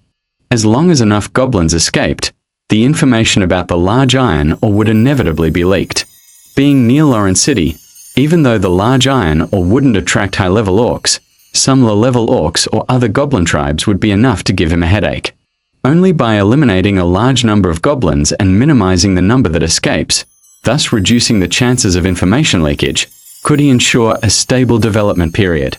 But figuring out how to do so was certainly troublesome. Thor pondered for a long time but couldn't think of a good solution. Until he looked at the frenzied peasants, a thought inevitably struck him. Yes, the peasants. Cowardly goblins are the lowest tier beast men, the weakest even within the goblin tribe, essentially serving as food for other goblins. Such beings can even be dealt with by a typical adult man armed with a weapon, handling 2 or 3 at a time. Since there are so many goblins, why not mobilize enough peasants? Thousands of goblins. If he had thousands of peasants, combined with 400 Night Order members, they could completely annihilate these goblins. Maybe not even that many, perhaps just 5,000, or even 3,000 would be enough to confidently obliterate them. And the price for 3,000 peasants would require only 300 gold coins. This value was undoubtedly bearable for him. Although he'd spent a large amount of gold coins on resources and territory development, he still had several thousand gold coins left, more than sufficient for the purchase. With this thought in mind, he hesitated no more. Steve was summoned once more. Even Raina was called over. "Sir." "Sir." Both swiftly saluted, their expressions respectful. "Raina, prepare to select a few official knights and bring all apprentice knights. I plan to make a trip to Lawrence City to purchase some materials. You will accompany me. Steve, while I'm away, the territory's construction will be entrusted to you." With these words, Thor swiftly conveyed his command. "Yes. Yes." Steve and Raina nodded promptly. They didn't question or oppose it. "Oh, Steve, find Alice and have her fetch something from the second cabinet in my room for you. I hope that when I return, you'll have become a great knight." Just as they were about to leave, Thor seemed to recall something and added, "Yes. Thank you, sir. I won't let you down." Steve responded quickly, unable to suppress a hint of excitement. Although he didn't know what the Lord intended to give him, the Lord's words made him realize it must be something valuable, potentially aiding his breakthrough. Indeed, that was the case. During this period, thanks to the daily information system, Thor had collected quite a few valuable items. Like his father, he stored them one by one. The so-called second cabinet contained a divine wood fruit, obtained by him over 10 days ago. With this divine wood fruit, Steve had a high chance of breaking through to become a great knight before Thor's return. If he could break through into a great knight, it would undoubtedly increase their odds considerably. As for Alice, she had become a qualified maid, and Thor had no intention of uncovering her guise, allowing her to continue the charade. For after all, the half-elf maiden's transformation over this month was quite satisfactory to him. Thor believed it wouldn't be long before he completely won over her heart. He wasn't in a hurry. Thoughts circling, Steve and Raina quickly departed.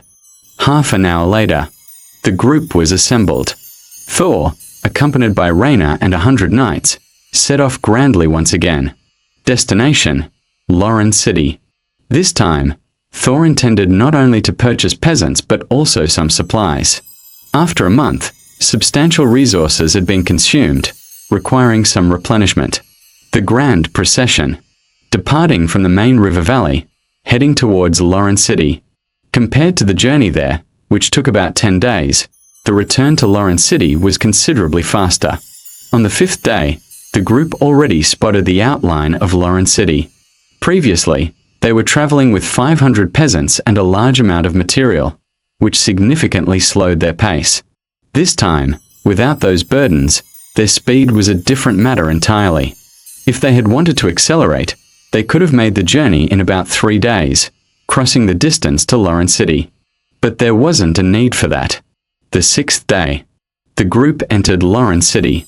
Compared to over a month ago, Lawrence City appeared increasingly bustling, whether due to an increase in the number of pioneer knights or some other reason. These factors didn't concern Thor much. The only difference was that his presence attracted more attention. Under the dusk, various gazes gathered. My God, that's the emblem of the Dressrosa family. Yes, I recognize it, the eagle emblem. As expected of a Count's family, their pioneer knight order has so many knights accompanying them. Voices rang in his ears, mixed with exclamations of awe. Of course, amidst the admiration, there was also indifference and opposition. On the high platform, Thor looked at the expressions of each peasant slave below, and a smile appeared on his face. This result was undoubtedly what he wanted. Before he returned, he did not act immediately. One reason was for preparation, the other was for information to ferment and spread. After all, mobilizing a group of numb people is not easy. But people who are ignited by hope are undoubtedly much easier to mobilize. With the goddess of life above, I will grant you a rebirth. You will again have the moments illuminated by the goddess of life's glory. Today, I will launch an expedition against a goblin tribe.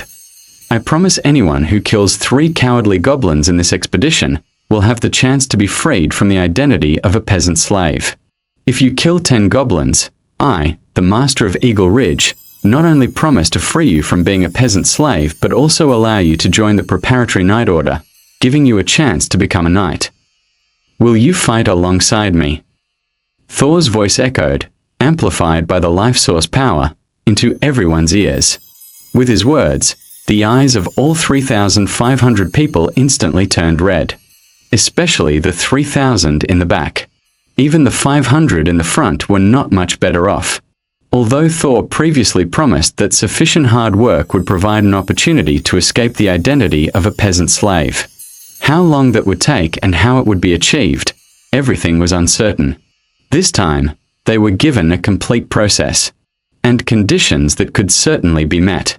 3 cowardly goblins. As long as they could kill them, they could free themselves from being peasant slaves. Although this required fighting, it was merely cowardly goblins, and no one was too afraid. They even saw it as an achievable goal, especially since the Lord made a promise that if they could kill 10 cowardly goblins, they could even join the Preparatory Knight Order and have the chance to become knights. This result made everyone restless. A knight is someone who truly has the possibility of becoming nobility, the key to achieving class ascent in this world. Such conditions, once released, would drive even the free people mad, let alone peasant slaves. Eagle Ridge at this moment was just like that. Master. Master. Willing to battle with the Master.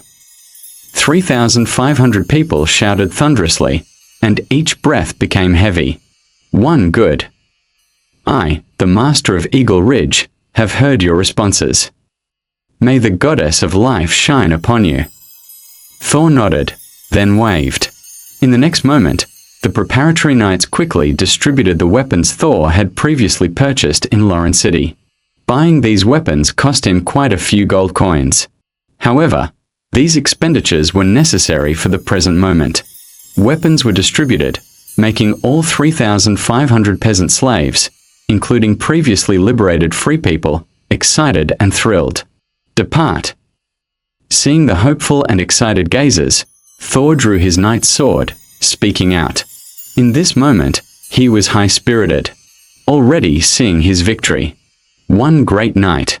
Over 30 official knights. More than 100 apprentice knights. 200 preparatory knights.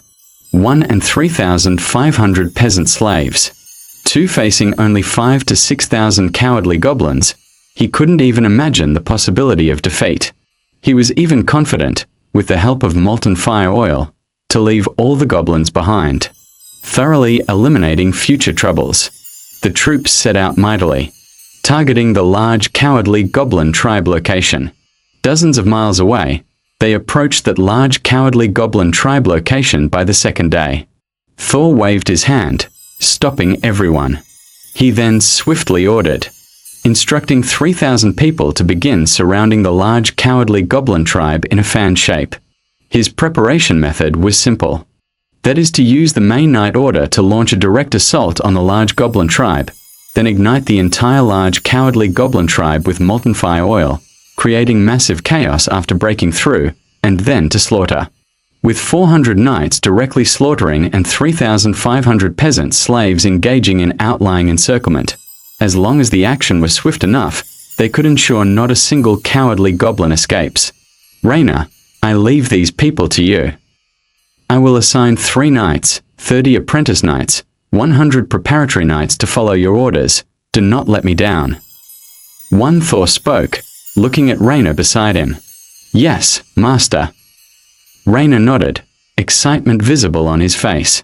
This was his first time leading a night order, and there were also more than 3,000 peasant slaves, which represented the Lord's immense trust in him. Tension mixed with excitement. Steve. After instructing, Thor's gaze turned to Steve. Master. Steve responded respectfully. Check the supplies, examine the molten fire oil. We move out in 2 hours. Thor quickly issued an order. Yes. Steve nodded promptly. Then, Steve and Raina swiftly moved into action. Raina led over 3,000 people and began to spread out around, while Steve began checking supplies and equipment. Time slowly passed. In the blink of an eye, 2 hours had passed. Thor swiftly mounted his warhorse. 200 knights similarly mounted their horses. Victory is certain. Thor's voice rang out. Victory is certain. Victory is certain. The collective voice of 200 people echoed from behind. In the next moment, 200 people roared forward like a gale, directly towards the distant large goblin tribe. Boom! Rumble! The charge of more than 200 knights made the ground tremble violently. A few miles were crossed quickly. The massive commotion soon alerted the cowardly goblins. In a mine chamber, goblin after goblin gathered, each one significantly more robust than an average cowardly goblin. At the very center, a larger cowardly goblin held a staff, eyes closed in meditation. At that moment, a panicked goblin rushed in. Something bad has happened. Something bad has happened. Something bad has happened. Humans have come. Humans. The cowardly goblin ran in with panic and a touch of terror, instantly causing all the cowardly goblins in the chamber to panic. Goblins are the lowest of the beast men, almost food-like in the beastman tribe, and when facing humans, they are almost destined to be slaughtered by humans. Even the goblin leader became flustered upon hearing about humans.